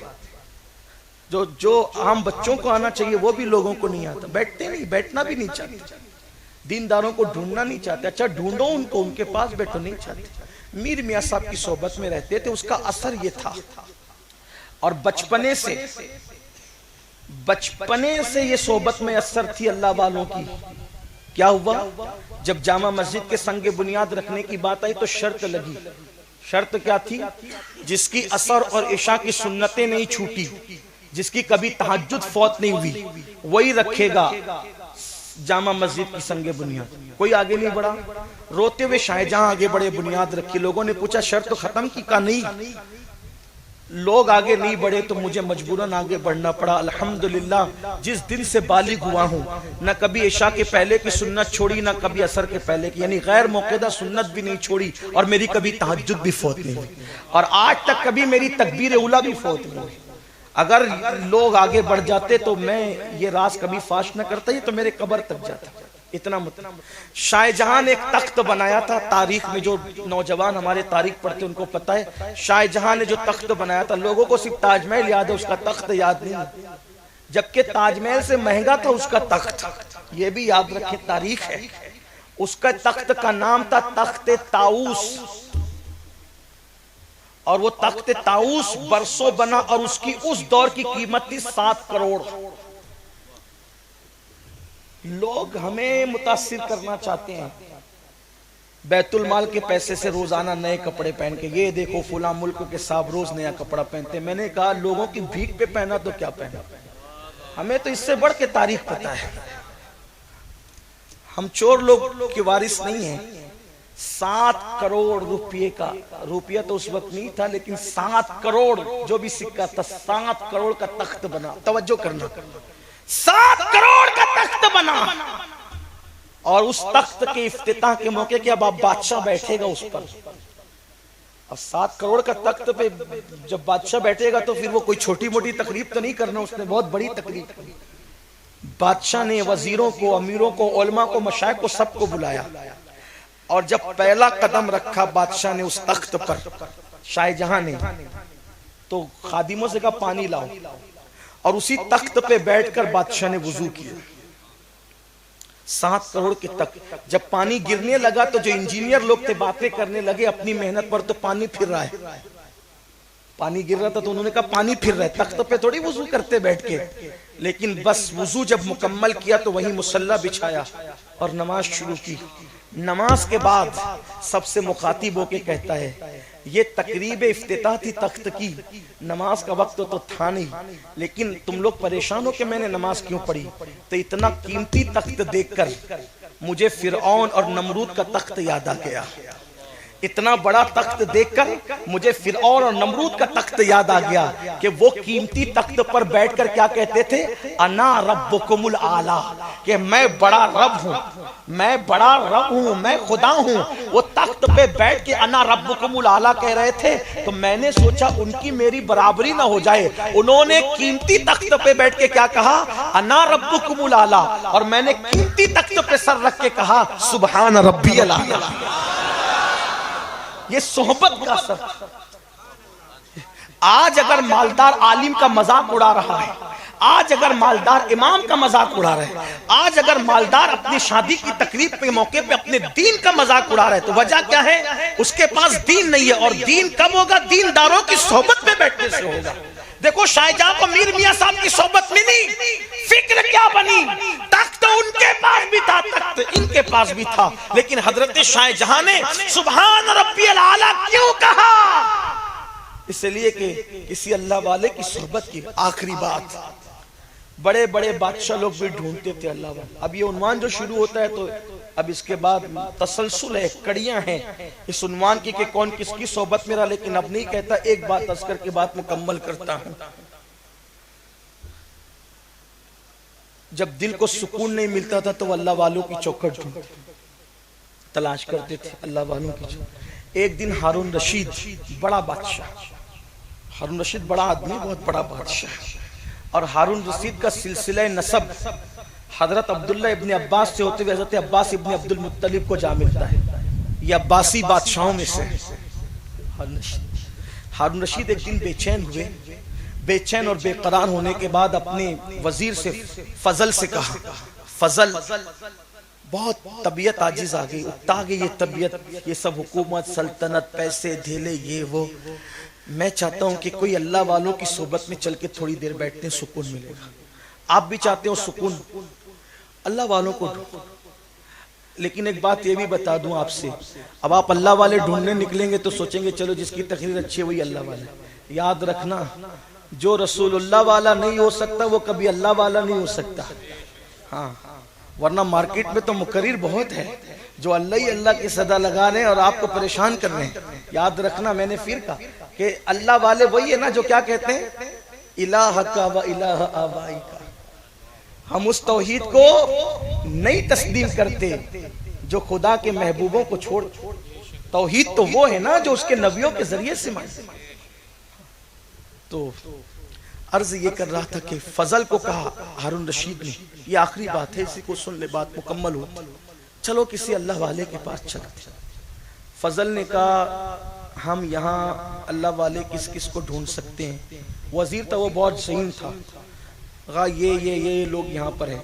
چند لوگوں کے نام اس نے فوراً پڑھنے شروع کیے، اور سب سے پہلے وہ لے گیا حضرت سفیان بن عیینہ کے پاس. سفیان ابن عیینہ کے پاس لے گیا. کہا کہ چلو وہاں چلتے. رات ہو چکی تھی.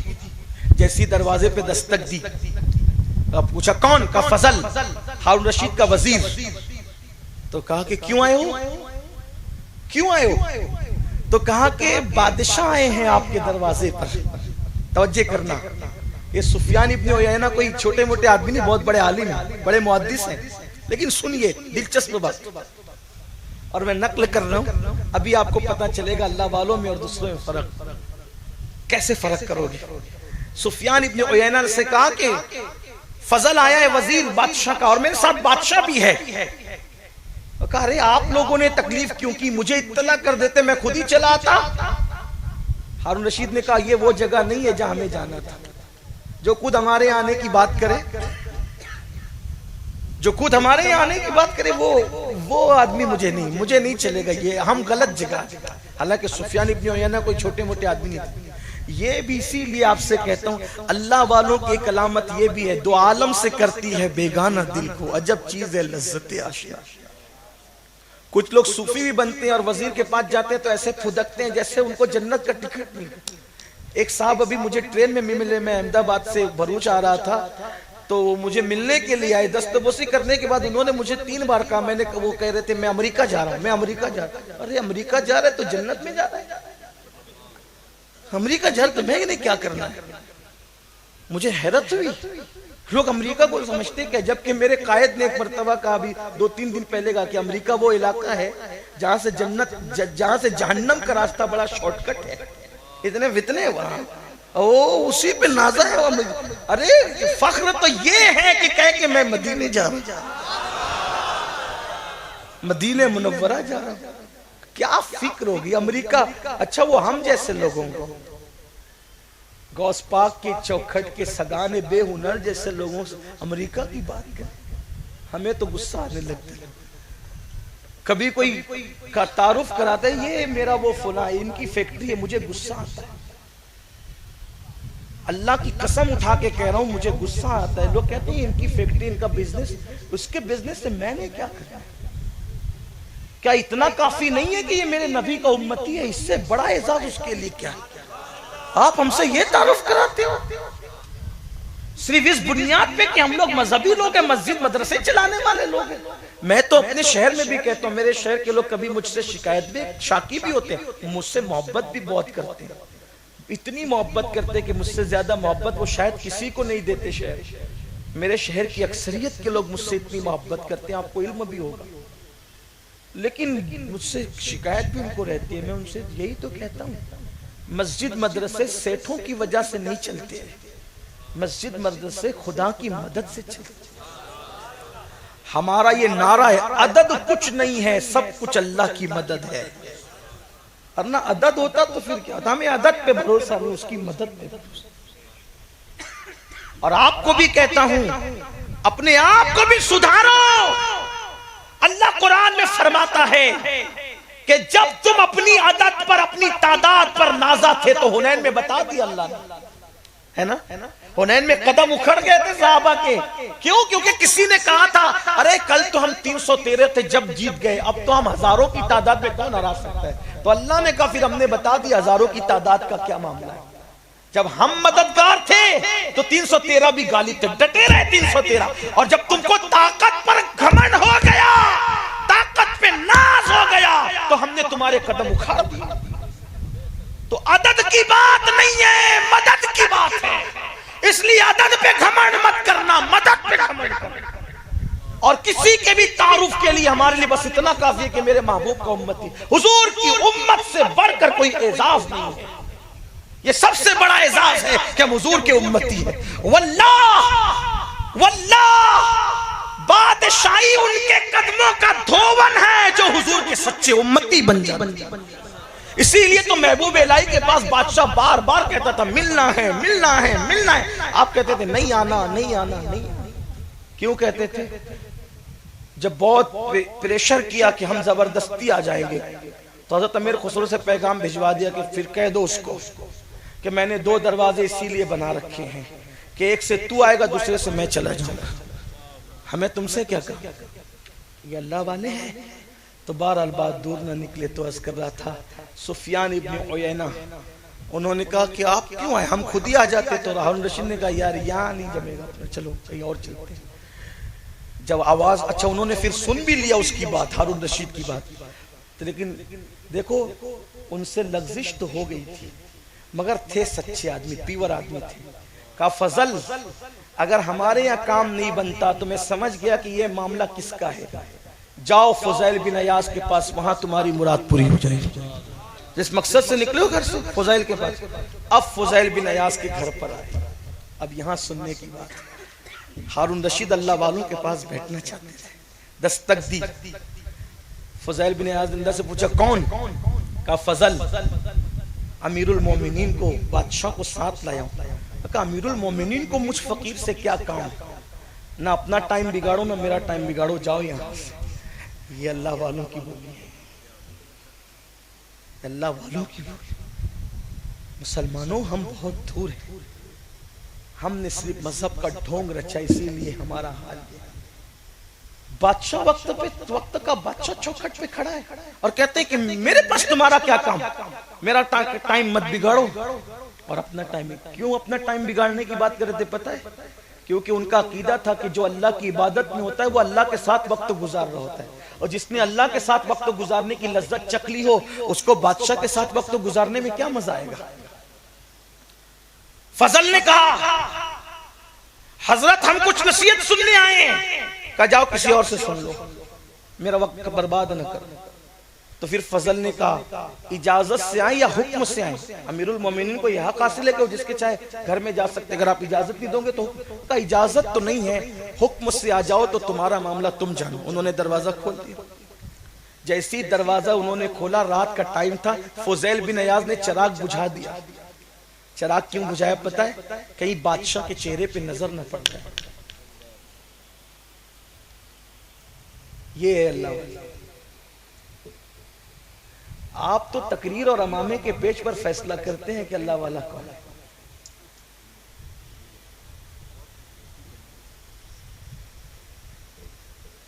آپ تو چمڑیوں پہ فیصلہ کرتے ہیں اللہ والا کون. قیمتی جوتے اور جوتیوں میں فیصلے ہوتے ہیں اللہ والا کون. اگر خطابت کی کائنات کسی کو اللہ والا بنا دے تو فرقہ باطلہ میں بڑے بڑے خطبہ موجود. فضیل ابن عیاض کہہ رہے ہیں ہمیں کیا کام، اور جب اندر آگئے تو چراغ بجھا دیا کہ بادشاہ کے چہرے پہ نظر نہ پڑے. ایک مرتبہ حضرت شیخ زکریا ملتانی کے شہزادے صابر پاک سے، ہمارے مرشد صابر پاک سے ملنے آئے، گلے لگ گئے.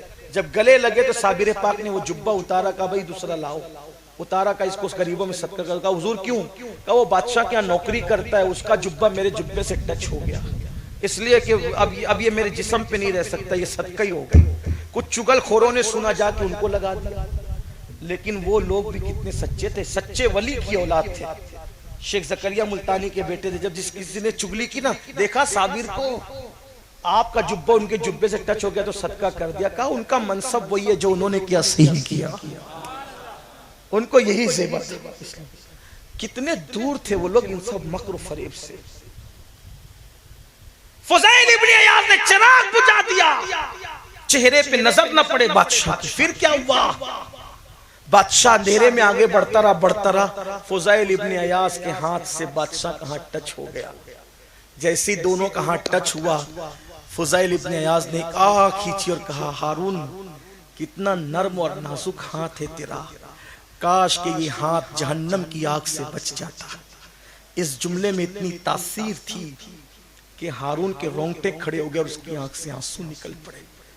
ہماری تو گھنٹوں گھنٹوں کی تقریر کسی کے دل پہ اثر نہیں کرتی، ہماری تو آوازیں بیٹھ جاتی ہیں لیکن لوگوں کے دل پہ اثر نہیں ہوتا، اس لیے کہ ہم لوگ خود عمل نہیں کرتے. لیکن ان کے ایک جملے نے ہارون کے رونگٹے کھڑے کر دیے. کیا؟ کتنا نرم ہاتھ ہے تیرا، کتنا نازک ہاتھ ہے تیرا، کاش کہ یہ جہنم کی آگ سے بچ جاتا. فضیل ابن عیاض کا جملہ اپنے لیے آپ کے لیے کہتا ہوں، بولو اپنے ہاتھ بھی کتنے نرم نرم ہیں، کتنے خوبصورت چہرے ہیں اپنے، کاش کہ یہ چہرہ جہنم کی آگ سے بچ جاتا. لوگوں اوروں سے نفرت کرتے کرتے کیا اپنے آپ سے بھی محبت کرنا بھول گئے؟ اپنے آپ کو جہنم کے راستے پہ ڈال کر رات رات بھر چین کی نیند سو رہے ہو، اپنے آپ کو جہنم کے راستے پہ ڈال کر قہقہے لگا رہے ہو، اپنے آپ کو جہنم کے راستے پہ ڈال کر کے سکون اور اطمینان سے ہنس رہے ہو. نہیں، تین مرتبہ پیٹ بھر کے کھانا کھا رہے ہو جہنم کی راہ پہ ڈال کے. گھر میں دنیا کی آگ لگ جائے تو اتنے دوڑ بھاگ کرتے ہو، جہنم کی آگ میں اپنے آپ کو جھونک رہے ہو، اپنی نسلوں کو جھونک رہے ہو. خدارا یہ نرم نازک جسم کو بچا لو جہنم کی آگ سے، بجھا دو جہنم کی آگ کو، سجدوں کی ٹھنڈک سے بجھا دو، عشق مصطفیٰ کی ٹھنڈک سے بجھا دو، تقوی پرہیزگاری کی ٹھنڈک سے بجھا دو، خوف خدا کے آنسوؤں سے بجھا دو. آؤ اپنے اس جسم کو جہنم کی آگ سے بچا لو. ہارون کے رونگٹے کھڑے ہو گئے اور اس کے بعد وہ رونے لگا. آپ نے نماز شروع کر دی. ہارون نے کہا کچھ نصیحت تو کر دو. سلام پھیر کر کے کہا اب نصیحت سنیں. ایک ایک جملہ آب زر سے لکھنے کے قابل. کہا کہ بادشاہ ہارون رشید، تمہارے دادا نے اللہ کے رسول سے ایک علاقے کی حکمرانی اور حکومت مانگی تھی تو اللہ کے رسول نے کہا تھا اپنے چچا سے، میرے چچا کسی علاقے کی حکومت نہ مانگو، اگر حکومت ہی کرنا ہے تو اپنے نفس پہ حکومت کرو، اپنے آپ کو اللہ کا پابند بناؤ. یہ لوگوں پر 1000 سال کی حکومت سے بہتر ہے. اپنے نفس پہ حکومت، اس کو کنٹرول کرو اللہ رب العزت کے قانون کے مطابق. پھر بادشاہ نے کہا اور کوئی نصیحت کر دے. روتا جاتا تھا اور کہتا تھا اور کوئی نصیحت کر دے. تو حضرت فضیل بن عیاض نے کہا جو لوگ نفسانی خواہشات میں مبتلا ہو جاتے ہیں اللہ تبارک و تعالیٰ نے ان کے لیے جہنم کی آگ تیار کر رکھی ہے. اور کوئی نصیحت کر دے تو کہا جب عمر ابن عبدالعزیز کو خلیفہ بنایا گیا تو عمر ابن عبدالعزیز نے تجربہ کار لوگوں کو طلب کر کے پوچھا مجھ پر اتنی بڑی ذمہ داری ڈال دی گئی ہے میں کروں کیا؟ تو ایک بوڑھے نے کہا تھا امیر المومنین آپ کو کرنا یہ ہے کہ جو آپ سے عمر میں بڑے ہیں ان سے باپ جیسا سلوک کرنا، جو برابر ہیں ان سے بھائی جیسا سلوک کرنا، جو چھوٹے ہیں ان سے بچوں جیسا سلوک کرنا، بس آپ کو کرنا یہ ہے. ہارون تو بھی بادشاہ ہے، جو لوگ امیر ہیں جو بادشاہ ہیں جو حکمراں ہیں قیامت کے دن ان کی رسوائی ہی رسوائی ہے. ایک بوڑھی عورت بھی اگر تیری حکومت اور سلطنت میں بھوکی رہ گئی تو قیامت کے دن اللہ اس کی بھوک کے بارے میں تجھ سے پوچھے گا. اللہ اکبر. پھر ہارون رونے لگا، بہت رویا بہت رویا. اللہ اکبر. روتے روتے ایسا لگا کہ ہارون پہ گشی تاری ہو گئی. تو فضل نے کہا، اب توجہ کرنا، فضل نے کہا حضرت بس کیجئے بس کیجئے. تو اس کے وقت فضیل ابن عیاض نے کہا او حامان، او حامان تو نہیں بگاڑا ان لوگوں کو، تم جیسے لوگ بگاڑتے ہیں ان بادشاہوں کو ان کی جھوٹی تعریف کر کر کے. تو حامان کے الفاظ فضل پر کچھ گراں گزرے تو ہارون نے کہا تو بالکل حامان کی طرح ہے اور میں فرعون کی طرح. یہ جو نصیحت کر رہے صحیح کر لیں، سن لیں اس نصیحت کو. اس کے بعد حضرت فضیل ابن عیاض رضی اللہ تعالیٰ نے آخری جملے ہارون رشید سے یہ کہے، ہارون رشید ایک دن موت آئے گی، ایک دن موت آئے گی، جسم کا رشتہ روحوں سے ٹوٹ جائے گا. اگر تم اچھا کرو گے تو اچھا پاؤ گے، برا کرو گے تو برا پاؤ گے. تم سے پہلے بھی لوگ گزرے، تم سے پہلے بھی اور تمہارے بعد بھی لوگ گزرے. اللہ تبارک و تعالی ظالموں سے کبھی محبت نہیں فرماتا. جب یہ نصیحت کی، آخرت کی فکر دلائی اور خوب ان کو تقوی اور پرہیزگاری کی بات کی کہ اللہ دیکھ رہے، بہت لمبا چوڑا مضمون ہے. ہارون بہت روتا رہا. پھر روتے روتے کچھ افاقہ ہوا تو کہا حضرت آپ پر کوئی قرض باقی ہو تو مجھے کہیں. آپ پر کوئی کہا ہاں میں بہت بڑا مقروض ہوں. ہائے ہائے اللہ والوں کی فکر دے، میں بہت بڑا مقروض ہوں. کہا کتنا؟ کہا میں اللہ کا قرض دار ہوں، جیسی مجھے اس کی عبادت کرنی چاہیے تھی میں نہیں کر سکا. کہا نہیں میں یہ قرضے کی بات نہیں کر رہا ہوں، میں تو دنیاوی قرضے کی بات کر رہا ہوں. اب بھی یہاں ظلم کر رہا ہے، توجہ کریں، اب بھی یہاں ظلم کر رہا ہے. میں تیری جنت چاہتا ہوں تو میری جہنم چاہ رہا ہے، میں تجھے سدھارنا چاہ رہا ہوں تو مجھے بگاڑنا چاہ رہا ہے.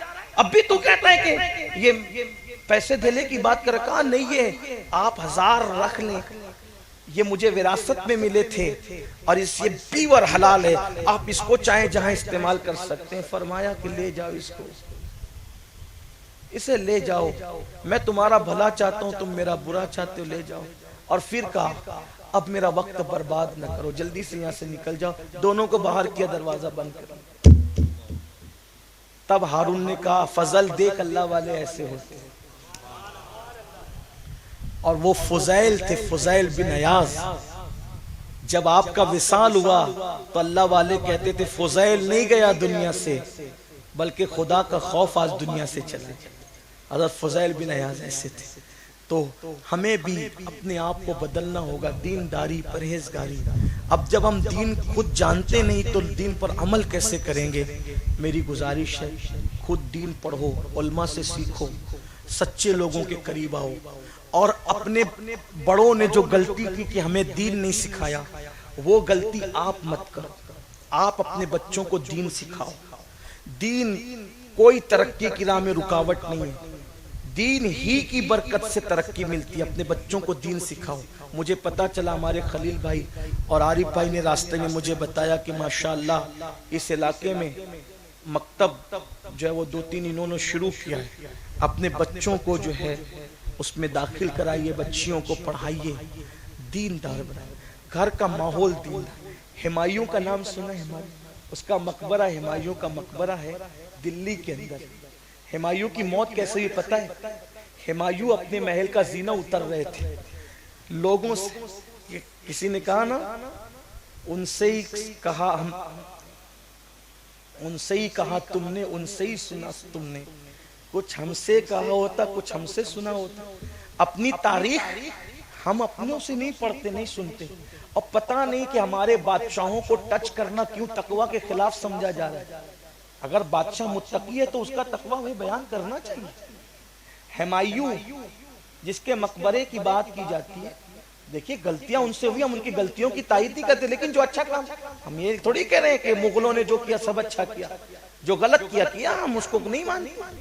ہم تو یہ کہتے ہیں نا کہ ہم اکبر کی کوئی بات نہیں مانتے, بلکہ ہماری جماعت کے تو ایک بہت بڑے بزرگ نے کہا کہ ہم ظہیر الدین بابر والے تھوڑی, ہم تو معین الدین والے, ہم ظہیر الدین والے نہیں, معین الدین والے. بہت پیاری بات کہی. ہم مغلوں کی کوئی تائید نہیں کر, لیکن جنہوں نے اچھے کام کیے بیان کرنا چاہیے نئی نسل میں کہ وہ بادشاہ ہو کر جب اتنے متقی ہو سکتے ہیں تو آپ بھی مالدار ہو کے متقی ہو سکتے ہیں. لوگ کیا سوچتے ہیں مالدار ہو کر دین پہ عمل کرنا مطلب عیب کی بات, مالدار ہو کر اللہ والوں کے ساتھ بیٹھنا مطلب لوگ ہمیں بیکورڈ سمجھیں گے. تو سنو ہمایوں کا انتقال کس طرح. ہمایوں وہ انسان ہے مغل بادشاہوں کے اندر جس نے کبھی اذان کو سن کر انسنی نہیں کی, وہ اذان کا جواب دیتے تھے, اور ان کی عادت تھی کہ جہاں اذان کی آواز آئی وہیں رک جاتے, آگے نہیں بڑھتے تھے, اذان کے اتنا احترام کرتے تھے. ایک دن زینہ اتر رہے تھے اپنا عصا لے کر, اور جیسے ہی مؤذن نے اذان شروع کیا وہیں رک گئے, اور رکے تو اذان میں اتنا گم ہو گئے کہ خیال ہی نہ رہا کہ میں زینے پہ کھڑا ہوں, پیر پھسلا نیچے گرے اور شہید ہو گئے. بادشاہوں کا اتنا تقویٰ تھا کہ کبھی اذان کو سن کر کے آگے قدم نہیں بڑھا, جہاں رہتے تھے وہیں رک جاتے تھے. یہ اللہ والوں کی صحبت کی برکت ہے. تو اپنے بچوں کو دیندار بناؤ.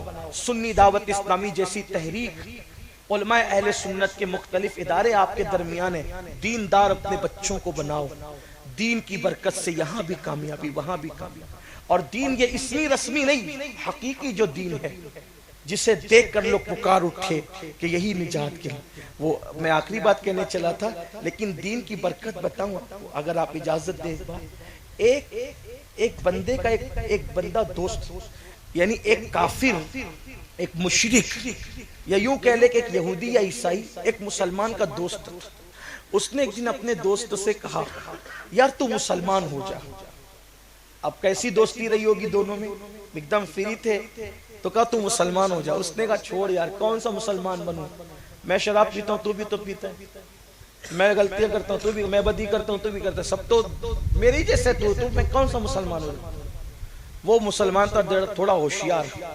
اس نے کہا نہیں کوئی بات نہیں, ہمیں چلنا ہے حضرت جنید بغدادی سے ملنے کے لیے. حضرت جنید بغدادی کی خانقاہ میں گئے, صبح سے لے کے شام تک خانقاہ میں رہے. جب شام کو لوٹنے لگے تو اس نے حضرت جنید کے قدم پکڑ کے کہا حضرت مجھے مسلمان ہونا ہے, مجھے مسلمان ہونا. مسلمان ہو گیا, مرید بھی ہو گیا حضرت جنید بغدادی کا. تو اس نے کہا میں نے کہا تو نہیں ہوا, اور انہوں نے کہا بھی نہیں, اور مسلمان ہو گیا. تو کہا جس اسلام کو تو پیش کرتا ہے نا مجھے وہ نہیں چاہیے, مجھے تو اسلام وہ پسند ہے جو میں نے جنید کی زندگی میں دی. یہ اصل ہمیں اسلام پیش کرنا ہوگا ایسے. اسلام یہ گوشت مچھی اور ٹوپی اور 2 رکعت جمعہ کی نماز والا اسلام, اس سے کسی نے متاثر نہیں ہونا. اسلام تو وہ ہے جو غریب نواز 90 لاکھ کو کلمہ پڑھا ہے. آج 90 لاکھ ہم ایک کانفرنس میں جمع نہیں کر سکتے پورے ہندوستان کے سب لوگ مل کر بھی. 90 لاکھ کانفرنس میں جمع نہیں کر سکتے, جبکہ یہاں تقریباً 30-35 کروڑ مسلمان ہیں, ان میں سے 90 لاکھ جمع نہیں. کبھی ہوئے جمع ساری خانقاہیں مل کر, سارے علماء مل کر, بلکہ سارے مکتب فکر بھی جو ہے مل کر تو نہیں کہتا, کیونکہ میرے مسلک میں ان سے ملنے کی بات ہی نہیں ہے. میرے دادا مرشد کہتے ہیں دشمن دی سے کئی, دشمن جاں سے کئی بدتر ہے دشمن دین کا. دشمن جاں سے کئی بدتر ہے دشمن دین کا, ان کے منکر سے کبھی ان کا گدا ملتا نہیں. لیکن بات کہنے کہ اگر چلو بات 73 فرقے بھی اگر سب اپنی اپنی محنت ساتھ کر لو تو بھی 90 لاکھ جمع نہیں کر سکتے. 90 لاکھ ہندوستان میں تم جمع نہیں کر سکتے. انہوں نے 90 لاکھ کو کلمہ پڑھا کر ایمان کی دولت بتا رہے کہ سچائی میں کتنی طاقت ہے. تو اپنے بچوں کو مسلمان بناؤ، سچا مسلمان، کردار میں، گفتار میں تحریک سنی دعوت اسلامی سے جڑیے، اپنے بچوں کو جوڑیے، جوانوں کو جوڑیے۔ اللہ تعالیٰ اس محفل کو قبول کرے۔ ہمارے نوجوان جو یہاں کے لوگوں نے پروگرام کیا، اللہ ان سب کی خدمات قبول کرے۔